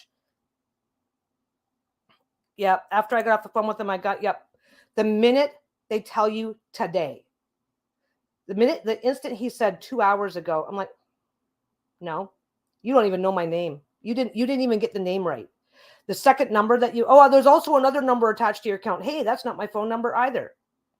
You didn't push them. Always push back. Always push back. Hang up. Oh, really? Okay. Click. Nothing happens that fast. Hang up. Look at the phone number.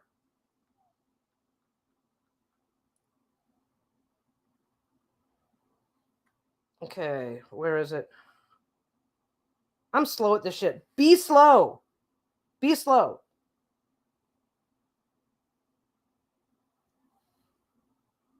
Yeah, see? Oh, it's not gonna. My camera's not gonna show it. Okay. Yeah. But no, just like honestly, if I wasn't doing this if I wasn't talking to this guy for their amusement of all, I would have went wrong number. No, yeah, click, block. Oh yeah, I forgot to block him. Oh, he's already blocked. Look at that. He's on a blocked numbers list. Blocked call. Add to contact. He's already on a blocked numbers list. Amazing how that happens. He's a scammer. Look up the phone number. When you're looking up a phone number, people don't.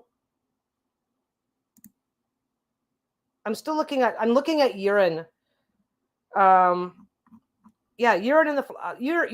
We beat that subject to death already. We're good there. Okay, let's go to this. Okay, so what's this guy's phone number? Let's look up the scammer's phone number. Hang up the call. So let me just get this up and share this screen. I get on my fucking high horse about this shit too, so that's not helpful. So we're gonna share the screen.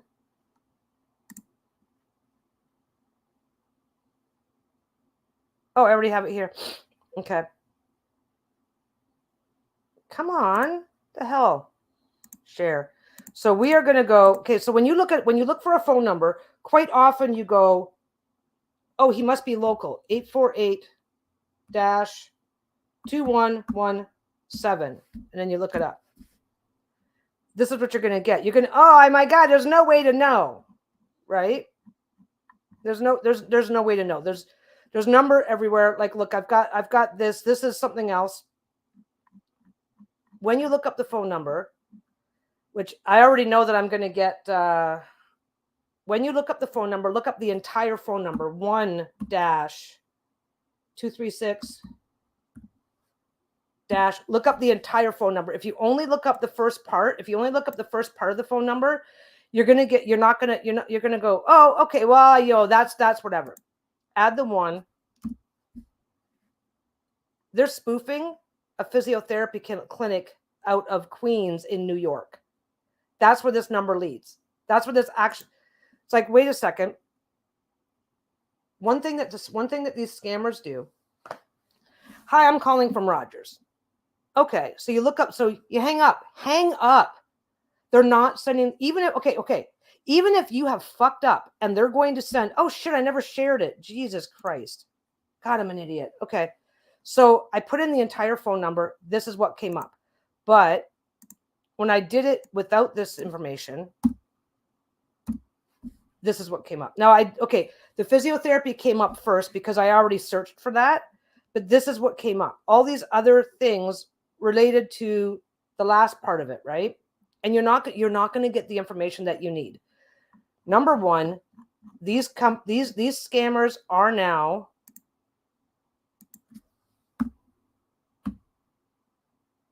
what did I do? Do it in that format with the dashes. And now it's like, oh, now, okay, so this is the Queens Physiotherapy Clinic that the number actually is related to. This is other physiotherapy. Yeah, physical therapy, 1-236-848-2117. That is the number that called me. Because what they do is they spoof phone numbers.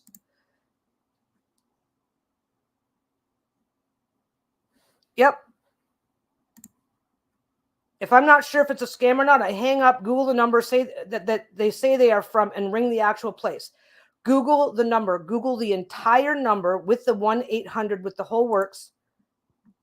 Google the entire number, because that will, if it comes up with a business that is not related to the one that they say they're from, you know they're a scam.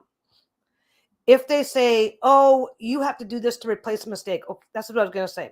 Legally, any mail that is sent to your home, by law, you are entitled to keep. That's in Canada and the United States. You may have to look it up in your country. In Canada and the United States, if I receive a package that is not intended for this address, I still have the legal right to keep it because I have no legal obligation to do anything about returning it. Now, ethically, morally, I should return it, right? That's fair. But I don't have to. So when they're saying, oh, you have to, or we're going to do this, it's like, oh, okay. You go do that then. Absolutely. You go ahead and call the police and have them come and pick it up. Absolutely. You do that. Now, certain things you're not allowed to keep. If I end up with say your passport comes to my house and I refuse to do anything with it. I'm not necessarily allowed to I'm not necessarily obligated to return it to you, but if you make but it can be a problem.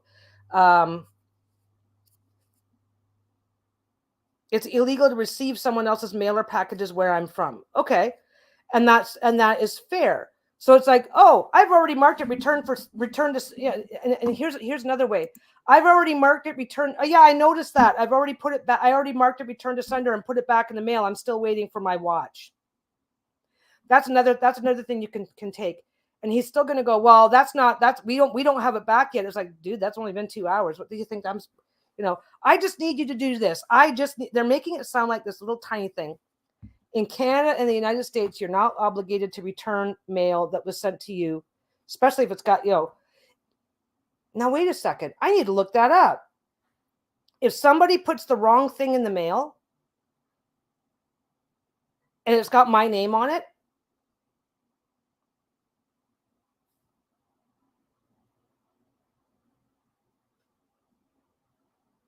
yeah, here it's illegal to open it if it's to their detriment. So if you kept the phone, for example, but if it's just to find an address to forward, it's legal. I did screw that up. Let's back up the last 5 minutes of ranting. Okay. If I send, Stevie's my example of the day. I mislabel a package and I mail it to Stevie with your name. I mail it to you with your name on it. You open it and it's something and it's the wrong thing. It's been mailed to you under your name. You're not obligated to fix my mistake. Then legally in Canada and the United States, you can keep it. It is illegal to open somebody else's mail, but it is not illegal to keep something that was mailed to you, even if the person put the wrong item in the mail. That's what it is. Yes, that's what I should have been saying. That's where I got it wrong. So let me say it again. If something that is meant for Trisha ends up at Stevie's house, Stevie's not allowed to keep it. If Stevie gets something with her name on the package and it's the wrong item inside, then she can keep it. And that's too bad for me. Yes, that's what I should have said. I was wrong in how I was saying it initially. And I was wrong in the meaning. I was wrong initially. So if I get somebody else's package, I have an obligation to return it. But if my package has the wrong stuff inside, that's your problem. That's just how it goes. Now, morally and ethically, should I be kind and make the effort? Sure. And I get that regularly. I have mislabeled packages and people have come back and said, hey, Peggy, I don't know what's going on, but I ordered this, but I got that. I think I got somebody else's mail. Oh, absolutely. And you know what? If I fuck that up, I still say, oh yeah, keep it. It's yours now. I'm not even going to ask for it back. I appreciate. Yeah. I wish Amazon knew that. Yeah. Thing is, I am going to appreciate the offer, of course, because that's kindness. But if I fuck up, I deal with it. Right. But anyway, so we sent you this. Did I have my name on it? Yes. Then it's mine now. And I don't have to work with you. And I will tell you right now, is that when a large company, Rogers is a big company, they provide telephone, internet, TV. As far as I'm aware, they're coast to coast. Are you obligated to tote it to the post office to return mail wrongly delivered to you? I don't think you are. What happens here a lot is people will just put down return to sender, write return to sender on the package, and then just leave it outside. Or, but like, basically, if somebody comes looking for their package, so what if it's your address but somebody else's name on the label? If it's your address but somebody else's name on the label, I don't know what the legality of it is, because the reality is that you're not going to jail because you opened somebody else's mail because it came to your house or whatever. You're not going to jail over shit like that. If you are running a scam and you have, you're not going, somebody might come to your door saying, oh, hey, I'm here to pick that up. Oh, okay, here you go. But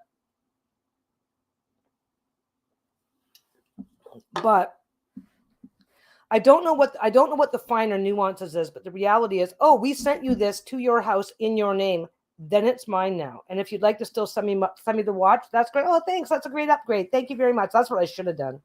Oh my God, I should have gone. Oh, thanks for the upgrade. Oh, it's not an upgrade. What do you mean? You got, But anyway. So the other thing is that he thinks he's. Do you have the same system in Canada as like us, that you put mail in your mailbox and they collect it in some areas? In some areas, like I'm in a condo, I'm in an apartment building. So in the lobby by the mailboxes, we have a little thing, return mail. So if I get something, I can put it in there, and then the next time the mail person comes, she'll just grab whatever's there and take it with her. But for the most part, most people in most areas will have to walk it up to a mailbox somewhere. But here's the thing. You're not obligated to make any extraordinary effort over this. Oh, yeah, it's not mine. It came here by mistake, and I haven't opened it yet, but I will take it to the post office when I get to it. You're not under any obligation to set yourself on fire over this situation.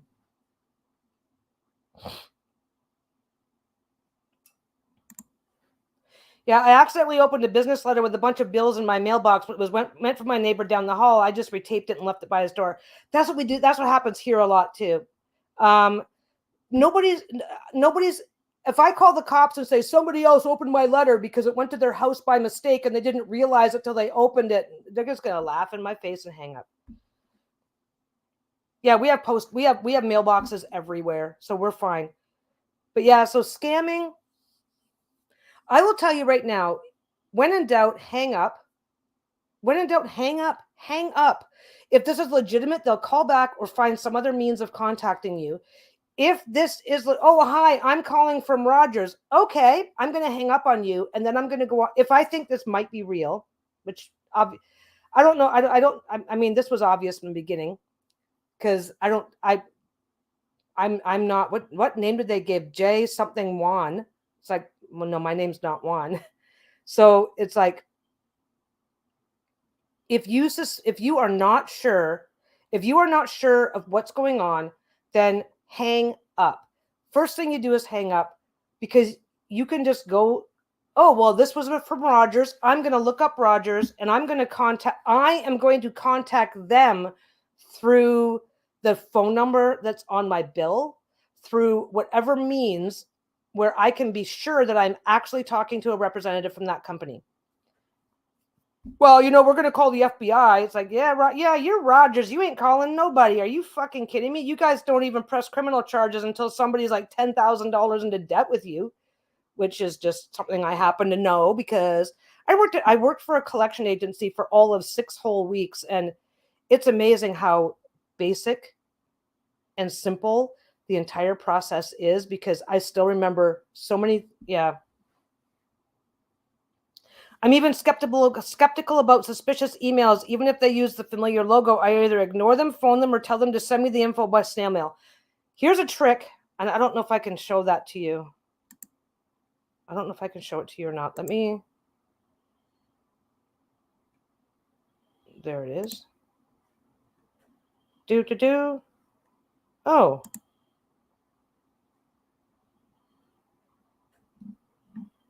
Who said they sent me an email for fabric? Was it you, Trisha? I don't see it. PLPAPEZ at gmail.com. PLPapez at gmail.com. If I mistyped, sometimes I put a comma instead of a dot for the .com. Or I can go look at my. Oh, wait. Nope, that's a spam folder. Do I have anything right now? Let me see what I got. Is that going to do it?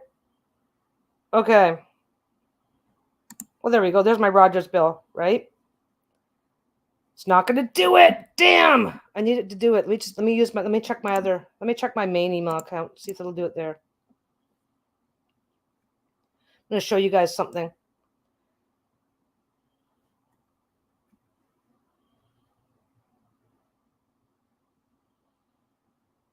Okay.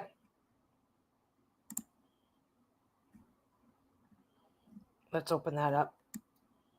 This is one of those, see what's happening on Instagram. Okay. Let me just get this up here.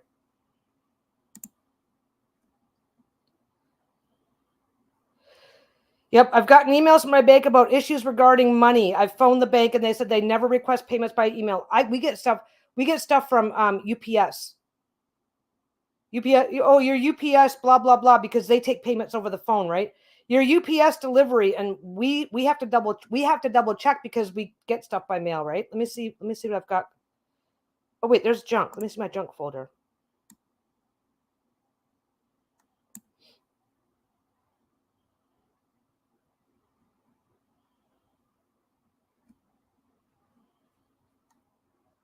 Nope, these aren't from legitimate companies. Okay, let me just get back to this one.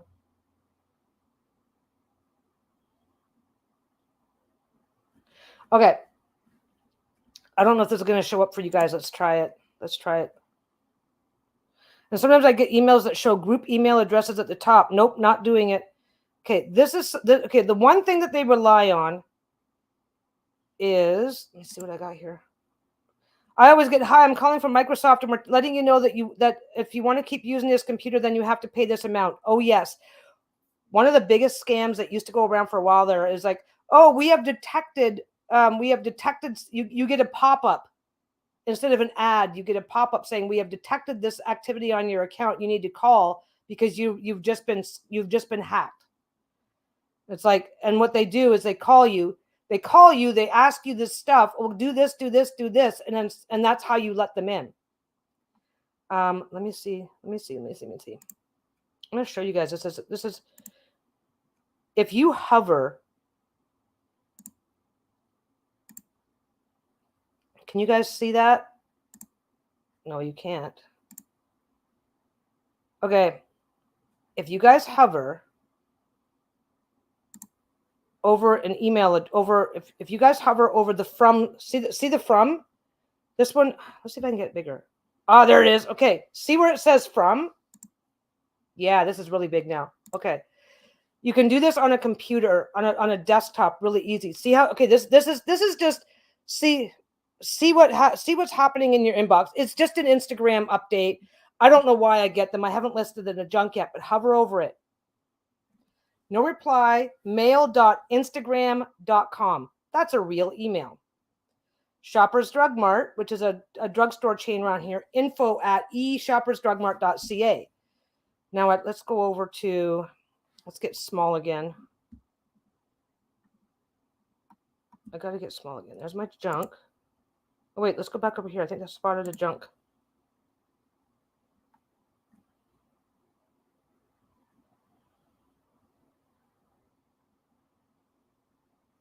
Wait. Nope, that's one.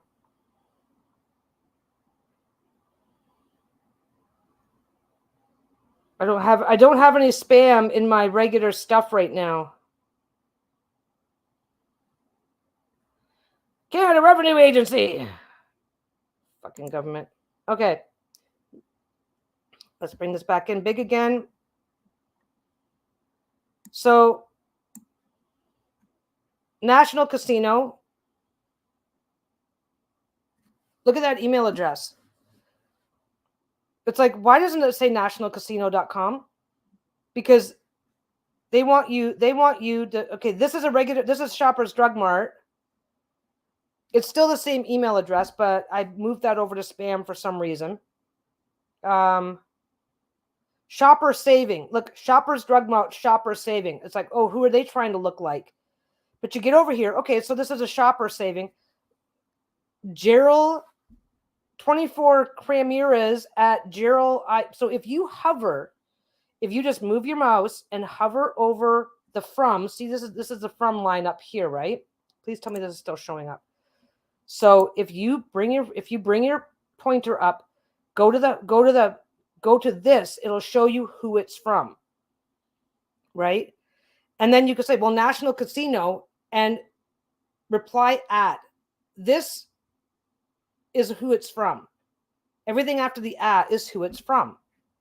That's not matching. Why can't it say National Casino? Why is it so weird? There's no way I'm clicking that. Oh, look at this. This is like a different company. I don't know. I'm not clicking it. I'm not clicking any of this, and I don't even have to click it. So now I can just click and delete it all. Get rid of it. But you can do the same. Whoa, that's way big. But you can do the same. Like, okay, Canada Revenue Agency. If it's a scam,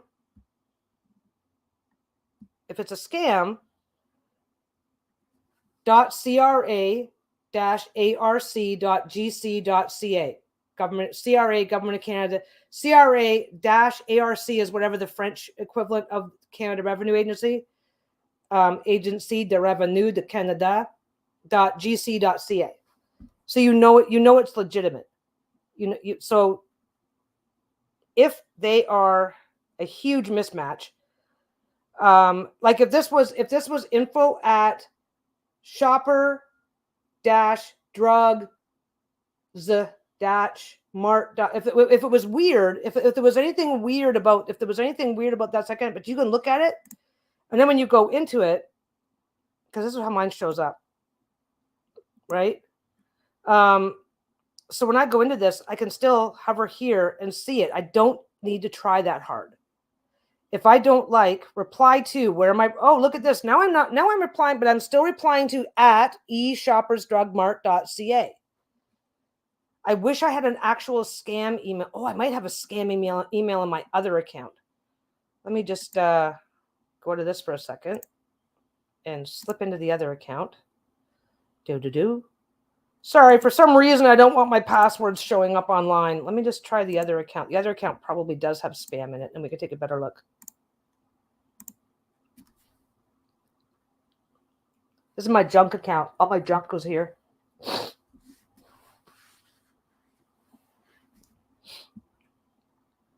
Nope. I have taken out.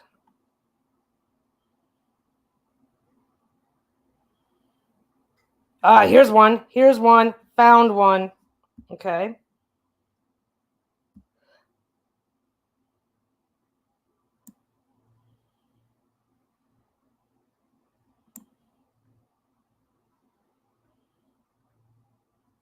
Okay, what do we got? Let's get this. Let us do this. There it is. Okay. Let me get this back up. Is it still sharing? Oh, I just got to put it back up. Okay. You don't have to. Yeah, here's the thing. As scammers get more and more and more sophisticated, just there's a certain amount of, I don't even want to click on this, right? Or if I click on this, what am I looking for? How am I looking for it? I have a scam email I have a scam email. Can you guys guess? Okay, you guys can't guess. Okay, Larian Studios is Baldur's Gate 3. Twitter is Twitter. I don't know what I was doing there. I was trying to sign in or set something up. I don't use Twitter, by the way. It's like weird. But this is a Facebook sponsored stories class action. It's weird. It's actually this one here. This one here is actually legitimate. Somebody up here in Canada filed a class action lawsuit against Facebook for using people's information from their Facebook accounts without consent as part of their advertising campaigns up here. But so MNP Limited, MNP.ca. Twitter, X.com, because we know Twitter is now X. Larian Studios, Larian.com. Look at that. It's spelled wrong. Costco, not Costco. And monu.singal@rws.com. This is the scam. If you've clicked it, you can still double check and hover here, right? Let's get this up here a little higher and see if let's see what we see. Image not found, image not found. This is probably this has already probably been taken down. This is from when? This is from January. So this scam has already been shut down. That's why I can't find it. But then again, you go over here, hover over the image. BaltoDolivarStudio.com BR. It's from Brazil. .br. That's the country. That's a country indicator. It's from this is somebody with an Indian name. Singal. Well, okay. Lots of people in Brazil with Indian names, but it's this is misspelling Costco to get through spam filters, and then rws.com. It doesn't go back to anything that matters.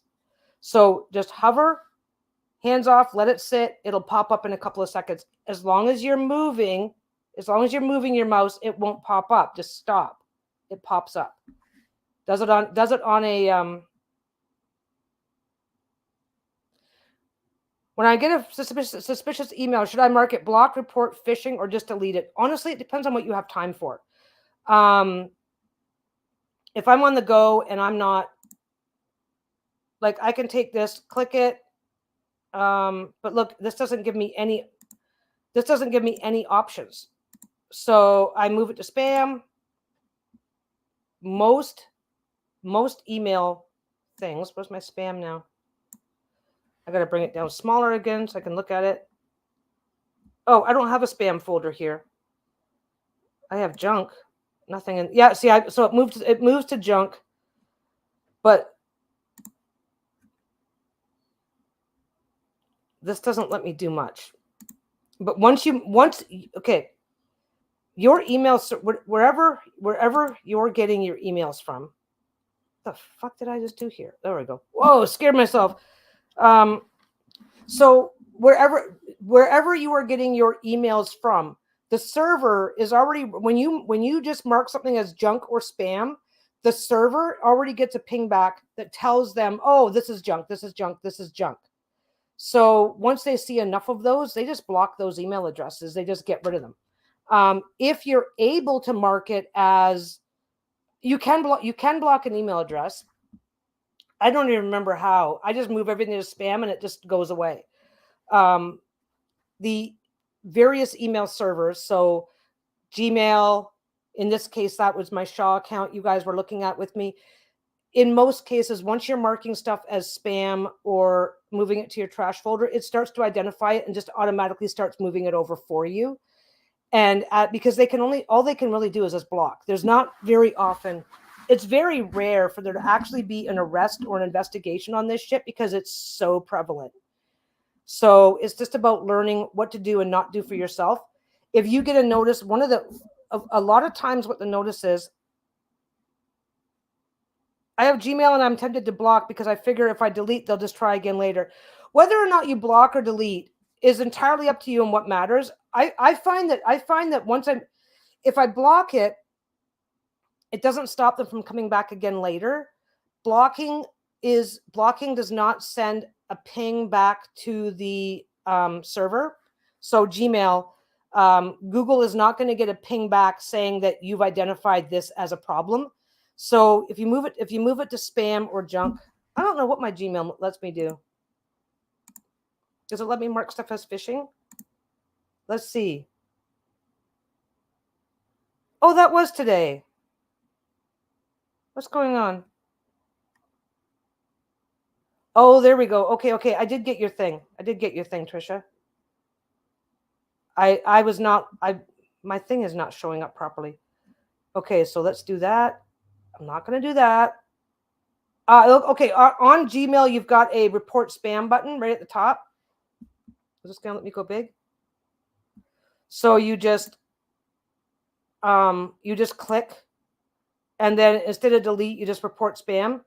The more reports they get, the more they can do about it.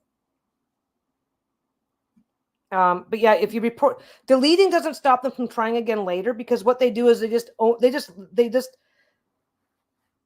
how this works is they get a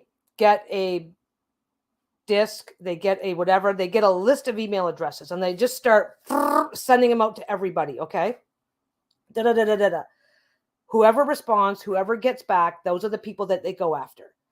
And then once they've worn out that list, they take that list, open a new email address, and start over. And start over and start over. Because don't forget, this is all being done by bots behind the scene. They set up a little program. That just does this automatically. They do not have to come in and remove these email addresses. Reporting spam and reporting phishing. When you report phishing is when it's very clearly obvious that they're trying to get your credit card number or your personal information. Like when they send you a message saying that they're from the government and you owe $5,000 in your tax bill and you need to give them your credit card number right away. Those types of stuff. When it's really, really obvious like that, they can take action. They will take action faster. So if it's like, hot girls in your area, contact us now. That's spam. It's going to turn into phishing if you respond. But phishing is when it's just already really obvious right from the get-go, because it just makes it quicker and easier. It tells that it categorizes it for them so that they have to do less work on figuring out which is the priority to get rid of and what to do about it. But anyway, so hovering over the email address, if the email address, the first part of the email address doesn't matter. It's the second part, everything after the @ symbol. If it does not match up with who they say they are, just ignore it. And if it does match up, check the spelling. That Costco one was Costco, Cotsco. They either spelled it wrong accidentally because they're not from around here and don't know how it's spelled, or they did it intentionally to get past spam filters. Either way, they're trying to get my information. So if I am sending an email from my Gmail, Gmail is Gmail, but if I am saying that I am from, if I'm saying that I'm contacting you from Twitter and my email address is a Gmail address, something's up. So you can filter out, I would say 99% of all spam that comes in. If you're not sure, you can figure it out with 99% accuracy, 99% of the time, just by that one step. That one step will sort it out. So yeah, we went from conspiracy. Well, I guess this is a big ass conspiracy theory. Like, why aren't they doing more to put a stop to this? Why is this happening? Why like a lot of the, like a huge percentage of just shit is coming from India. Why is the Indian government doing so little to stop these guys? Because they do not. These guys operate for years and years and years. Like bribery, corruption, whatever the fuck it takes to stay in business. These guys are doing it, and I've stumbled across videos where I'm watching this. They have entire fucking call centers with 100 employees whose only job is to scam. You need to call these people and scam people, just doing exactly what this guy did today. It's like, why are we turning a blind eye to this and not demanding that these other governments do something about it? It's like, why, especially when it's coming from governments who basically survive on foreign aid. I get that India is moving away from that now, but they still receive a huge amount of foreign aid every year, and yet they do nothing about their own people coming back to scam people that are, my tax dollars pays your foreign aid. I know that's a shitty way to say it. That is a shitty way to say it, but the reality is it's literally a biting the hand that feeds you thing, and yet our government is doing sweet fuck all about it. It's like, you need to start enforcing the laws. You need to stop allowing your citizens to target our citizens for criminal activity. because it's just, yeah, and it's fucking weird. It's fucking weird. I think there is some sort of a I think there is a conspiracy theory to be found in this because of how fucking endemic it is. The mammoth DNA meatball? No. No, yeah, I've got a few minutes left. We're going out for dinner with our son tonight. We get to spend time with John. But anyway, no, okay. So, but let's get back to scamming for a second. So check the email address, and I will tell you right now, do not ever feel silly for checking with somebody else. Hey, do you think this might be a scam? Hey, do you think I should take this seriously? Because their tactic is to get a hold of you, make it sound urgent, make it sound like this has to be done immediately, and it never ever does. Oh, we're gonna send the police to your door because you owe us money. It's like, you can't send police to the police are not going to arrest me over an online dispute over who owes who money. First, you call the police, then you make a report, then the police investigates, then weeks and weeks and weeks later, these people, I don't know where we're going yet. Lisa and John have been talking about it behind the scenes because I'm doing this right now. They haven't decided yet. Oh, there's a message. Let's see.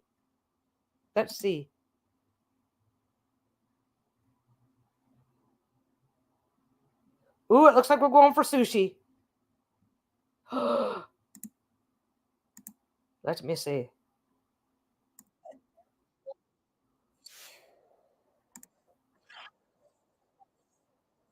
Oh, can I embarrass your daughter, Stevie? Are you still here? I want to embarrass your daughter.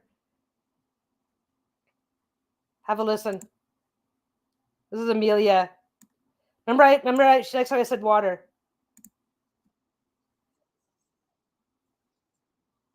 Oh, wait, I can do this.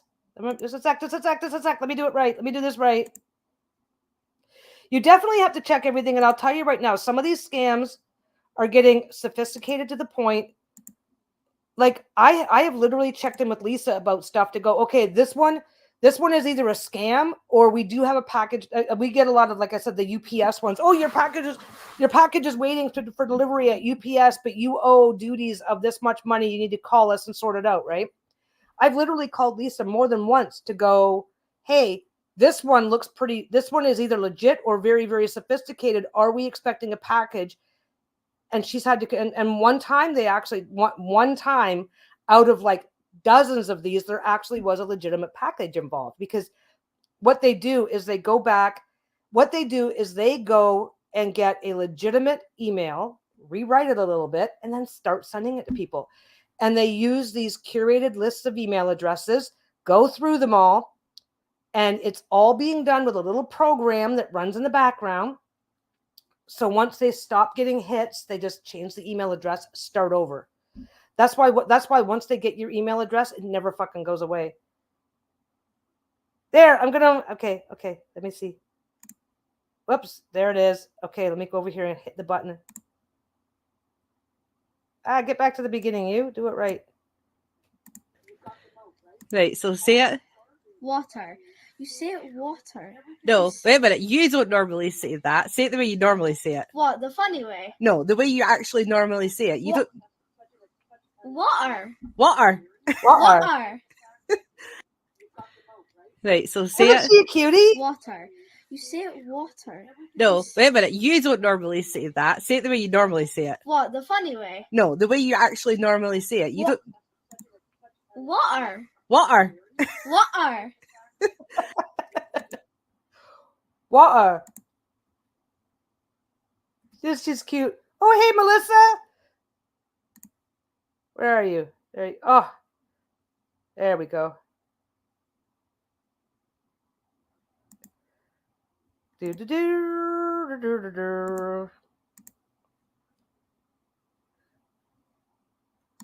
There.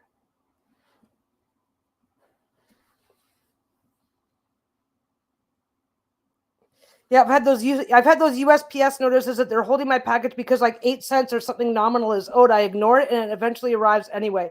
Here's the thing. Hover if you have hover over it, you know what a You know what a legitimate email from UPS should look like after the A symbol. So if it doesn't match, it's a scam. You can ignore it. Yeah. We kind of say I don't always say water. Sometimes it comes out water, like I'm saying WADDER. But yeah, New Yorkers say water funny. Yeah, because you guys go water. Well, that's more. I guess that's more New Jersey or something. I don't know. You know what? Accents are fun. Accents are we have accents. We have several accents all the way across the country. U.S. same thing. Yep. For USPS, I have an account. I can check if I have any packages. Yep. The biggest thing that the reason why we always have to double check is because sometimes Lisa get coffee. Yeah, I say coffee. Everybody says something a little differently. It's funny because Canadians are known for having very little in the way of accent. But I guess when we do have an accent, it's really noticeable. But wherever you live, everybody else has the accent, so it's fine. But yeah, sometimes Lisa will get stuff sent to her. Lisa gets stuff sent to her all the time, and sometimes she gets stuff like people will send her a deck for review or whatever, or just happy mail. So with that happening, we always have to double check the USPS and the UPS and the DHL. And that is and because during COVID, everybody switched over to doing that. So it became a huge fucking scam. Oh, we have a package for you. But the thing is, you guys always say oot for out. Yeah, that's an East Coast thing. Oot is very East Coast. DHL is a pain. But the thing is that double check the email address. That will help you identify a huge bunch of it.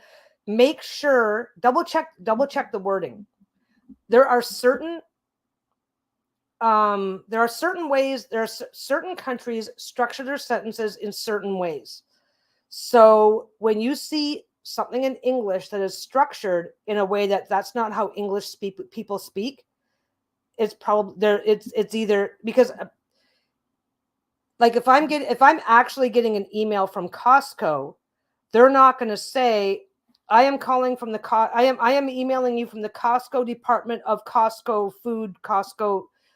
They're not going to misspell it. They're not going to, they are a North American English speaking company that has no reason to misspell the English language, to put the sentence structure backwards. Blah, blah, blah, blah, blah. That's another thing to look for, but never be afraid of checking with somebody. I will tell you right now, on my Etsy group, I can go check right now. Let's go take a look. We literally, let's see if it's still there. Oh no, I think I took it down already.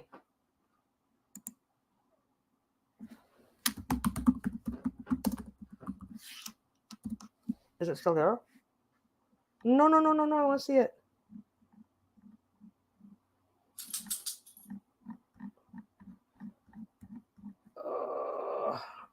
Nope, that's going way back. We literally made a game. Come on, go back. We literally made a game over Christmas of one of the people in the group made a game of every time somebody came in the group asking, is this a scam? We would put an ornament on a Christmas tree. Yeah, it's not there right now. And we had a pretty full tree. Let's see. Yep. Hi, is this message legit or a scam? There's the first one. That was yesterday. Yeah, is this legit or a scam? Is this a scam? Let me see. Do. But yeah, it's everywhere. It's common. It's non-fucking stop. Yep. Here's one. Hi, this guy's coming under his own name. I'm from Facebook support team. This is important. This is an important message from Facebook for admin page. Your page was detected with copyright infringement. This happens constantly. If you're running an online business, you will have a never-ending stream of this shit. People at the packaging and sorting place was selling. Yeah, wait.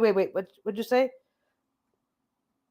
We had a bunch of people at couriers scamming by taking phone numbers off of the packages and then texting it saying that your address was wrong and that you had to repay to get it sent to the right place. They ended up having to mass fire a bunch of people.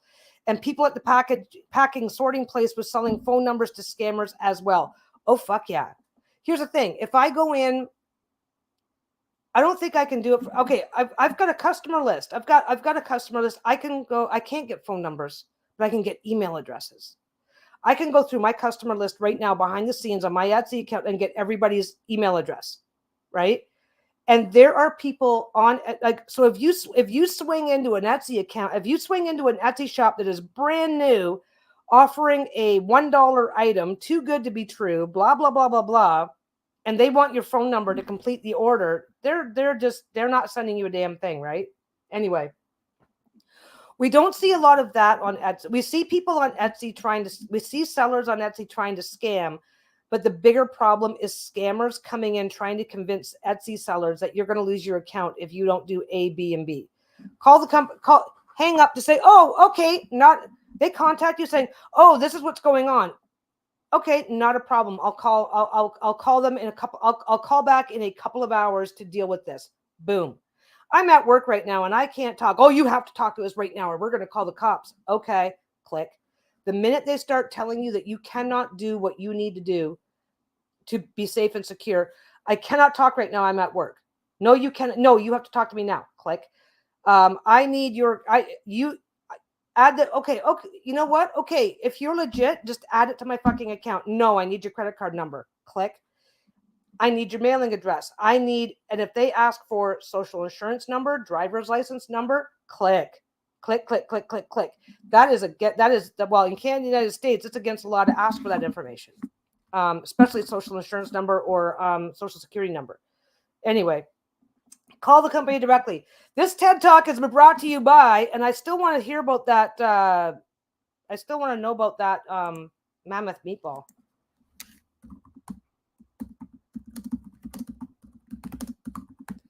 There's been stories. The meatball. Oh, cool. The meatball was made of sheep cells inserted with a singular mammoth gene called myoglobin. When it comes to meat, myoglobin is responsible for the aroma, the color, and the taste. Oh, okay. Let's see if we can see this. Come on. You can do it. You can. Ew. Okay, I'm going to share. I'm probably going to hear from Lisa in a minute. We're going to, but anyway, and I will tell you right now. Yep, never share those numbers. I have to hand over my card when I'm signing into the doctor's office or whatever, my health card, right? You don't need anybody who needs that number already has it. If some you're just a rep telling me this, it's like, I need your social insurance number. It's like, no, you don't. What are you looking at? You don't have my social. I do, and I need that number. Okay, I'll tell you the last two numbers.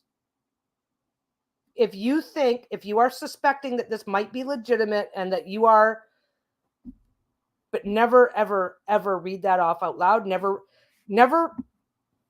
And yeah, you do have to give your credit card. You make an online purchase, you have to give your credit card number. This is a catch-22. You have to trust while not trusting. But never be afraid to reach out to somebody, anybody. I'll tell you right now, most of the obvious stuff, reach out. Hey, Peggy, I got that. Just copy and paste whatever you got. Hey, Peggy, I got this. Is it legit? Nope. The minute they say, no, I need to talk to you about this. Blah, blah. Oh, by the way, I happen to be, after you ask for a supervisor. Oh, by the way, I am the supervisor. Hey, you should have told me that up front, asshole. Click. No company in their right mind would ever harass a customer like that, because just the nightmare of what happens if you take it to the media is enough to make sure that they are never, ever going to treat you that way. I can't understand Louisiana, Alabama, or Southern drawl. Sometimes it's very hard to understand. I'm the same way. I also get this weird hearing thing. Like if I'm in an area that's echoing or something like that, I can't hear shit. And it is really weird. I don't want to call it hearing loss. I'm supposed to be looking for that thing. Where is it? This is the meatball. This is the meatball. Oh my God. We're going to end on a high note. Isn't that creepy? Oh my God. Giant meatball with woolly mammoth DNA. That is creepy. A giant meatball made from flesh cultivated using the DNA of an extinct woolly mammoth was unveiled on Tuesday. Tuesday when? March 29th. Oh, last year. So it's about a year ago. 2023. The meatball was created by Australian cultured meat company Vow, which, promising this was not an April Fool's joke, said it wanted to get people talking about cultured meat, calling it the most... Oh, I've heard about this. Calling it a more sustainable alternative for real meat. Since the mammoth DNA sequence obtained by Vow had a few gaps, African elephant DNA was inserted to complete it, much like they do with the movie Jurassic Park. While creating cultured meat usually means using blood of a dead calf, Vow used an alternative, meaning no animals were killed in the making of the mammoth meatball. The meatball, which has an aroma of crocodile meat, is currently not for consumption. Its protein is literally 4,000 years old. We haven't seen it in a very long time. That means we want to put it through rigorous tests, something that we would want to do with any product we bring to the market. Oh my God, that is so fucking weird. Is cultivated meat still a thing?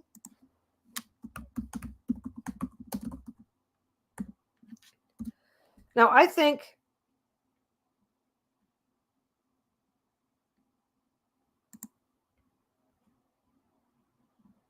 I don't know.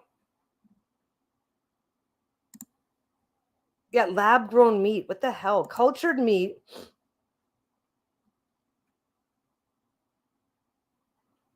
Oh, okay. The world's first cultured hamburger was fried at a news conference in London on the 5th of August, 2013. So this stuff's been around for a long time. I think the problem with cultured meat is that it's way more expensive to make than any other meat. Yeah, the first cultured beef burger patty was created by Mark Post at at Maastricht University in 2013. It was made from over 20,000 thin strands of muscle tissue, cost over $325,000, and needed 2 years to produce. It was tested on live television. It was cooked by chef Richard McEwen. Geown. That's McEwen, right? I always get that pronunciation wrong because it's spelled so many different ways. Tasted by critics, a food researcher. There is really a bite to it. There's quite some flavor with the browning. I knew there was no fat in it, so I didn't really know how juicy it would be. But there's quite some intense taste. This is a very polite way of saying it tastes like crap. It's close to meat. It's not that juicy, but the consistency is perfect. This is meat to me. It's really something to bite on. I think it looks quite similar. I always understood that cultured meat was just way too expensive to be worthwhile. I will say that if we reach the point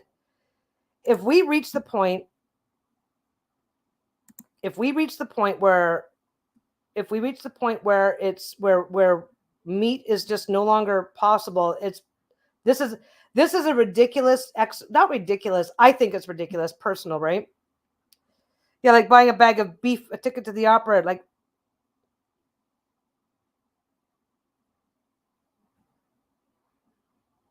Yeah, some cultures eat the weirdest things.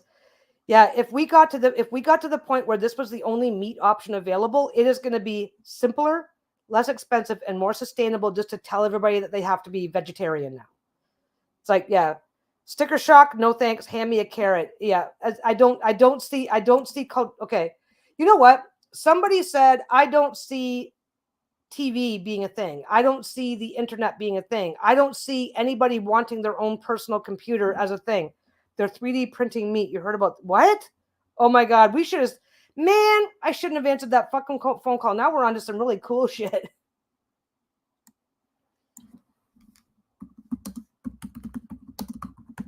Makes sense. Oh, wow. 3D printed meat. More 3D printed steaks coming to Europe. Oh, wow. This is weird. Is 3D printing meat a real thing? It is made by having animal stem cells undergo in vitro cell proliferation inside a bioreactor for several weeks, where they multiply and differentiate into fat and muscle cells. The cell filament is then dispensed into the shape. Oh my God. That's exactly what's happening. What is 3D printed meat? Get out of there. Get down. Oh my God.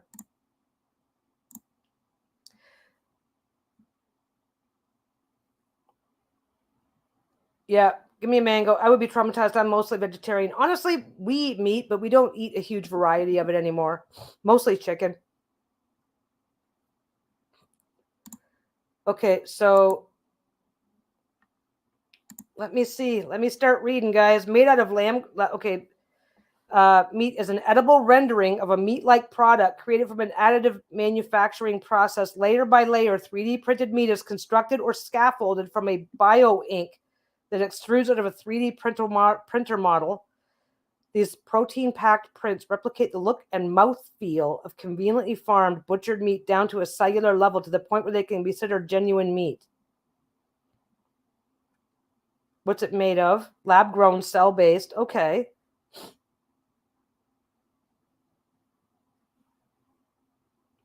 Meat substitutes or plant-based alternative meats are also pioneering the 3D meat printing space.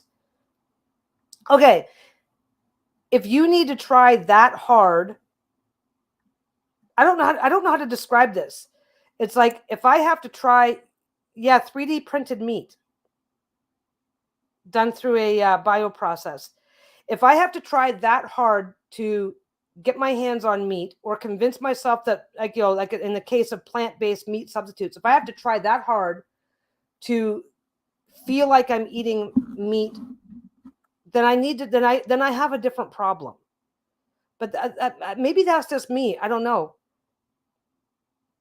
Yeah, it's been kind of everywhere today. We spent a good hour or so on scammers. I got a scam call. That was fun.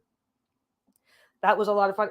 Isn't it strange? Have you guys noticed? Isn't it really strange that no manager is called? I'll get my manager in 2 minutes. Nobody's fucking called me back. Manager listened and went, "Oh, she's fucking with you. She knows what we're up to." Night, Stevie. Like, I don't know. It's really, I suppose it's really easy to be judgmental of anything. Some 3D food printers skip this last step by incorporating lasers, which provide a heating element that cooks the food as it prints, similar to a creme brulee torch.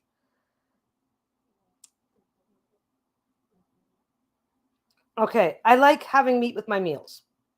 I don't have a problem with that. I would like to see some of our farming techniques be changed to make them healthier for the animal. Absolutely. Nobody's stupid about how this stuff works. It's $700 a kilogram to make this meat. It's between $1,000 and $5,000 for the additive that's the food print. That's the food printer itself. From a diner's perspective, the price tag for a cut of 3D printed steak, and I'm assuming it's 4 ounces, can go from 20 pounds to 30 pounds at already rolled out locations such as London-based restaurant Mr. White's, or even astronomically higher at $900. Now they switch from pounds to dollars. $900 for the Wagyu variety. Comparative to other 3D printed foodstuffs like chocolate or pasta, which we've seen that. It ranks low. Okay. Yeah, I like the idea that printed meat isn't killing animals, but it just feels gross. Reminds me of the old horror film, The Blob, or The Stuff, Ick. Yeah, it's like there's something about this that doesn't make a lot of logical sense. If we have to try that, okay. I am one of the, okay, I don't know how to describe this. I'm not a vegetarian. I am not going to stop eating meat unless I have to. That's fine. And we can have the adult conversation about about ways to make life healthier for the animals that are being raised for our consumption, yada, yada, yada. But this, Soylent Green, this is just weird. This is weird in a way of you are trying so hard. This is the ultimate in try hard. It's like if this is what our society needs to do to be able to provide meat to the population, because all other options are going to be deemed unsuitable, then we need to just start saying no more meat. I'm feeling very judgmental about this.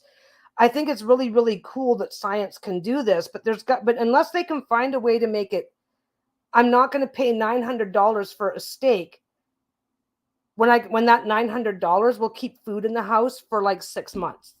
Like, depending on what, like, you know, I can stock up the house with 6 months. I can stock up my house with a year worth of basics. You know, pasta, rice, things like that. Yeah, it's. But then again, like the first personal computers that came out, they cost like easily $10,000, 10,000 and up for a home computer, and it was thanks to those people that the interest continued to increase to the point where now we have more computing power I have more computing power on this than I ever had on my first computer. And that's just the thing that goes in my pocket, my computer itself. Yeah, I don't know. We're definitely not there yet. I don't know. We have so many alternate protein sources. I don't know why we need to try so hard with this, but that's okay. I'm allowed to have my opinions. Oh, you almost done? The wife would like my attention now. Let's see.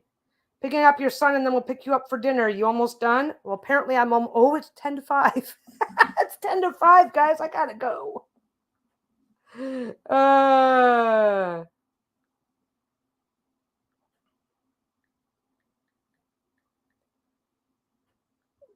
Oh, she's even SS. Okay. I think she's already in the car. Oh, they do. They do. The computing power, the first computer that was used, the computer that was used to send the first rocket to the moon has less computing power than a Nokia. Not just a smartphone. It's not good. Anyway, I gotta go, guys. We're going out for dinner. Lisa's already on her way to get John, so I need to make sure that I'm ready to go, and then we can come back next week. Don't have a topic for next week, so open to suggestions. Leave them below in the messages. You leave them. Topic. We'll figure out it. I will find a topic. Leave me some suggestions. Do whatever. And yeah, it's crazy what they can do with everything now. It's kind of interesting. It's fun that it's fun that they're doing it. But then again, does it make a lot of sense? Does it make a lot of sense to have artificial meat when we don't really need it? Yeah, I don't know. I don't know what I think of it. I do not know what I think of this. It's strange. It's very strange. Anyway, gotta go or I'm gonna get in trouble. So I will see you guys soon. I'll probably be back on Monday or Tuesday. I'm working on another quilt, so I'll be fucking around with that all weekend. And we'll have a topic picked out. If I don't figure out something or if I don't get a good suggestion, oh yeah, don't tell me. Yeah, crickets. It's better than eating crickets, that's for sure. Anyway, I'm gonna get going. I'm supposed to be going for dinner, so this is a great way to start my evening. Anyway, I'll talk to you guys later. See you next week. Bye-bye. Hi.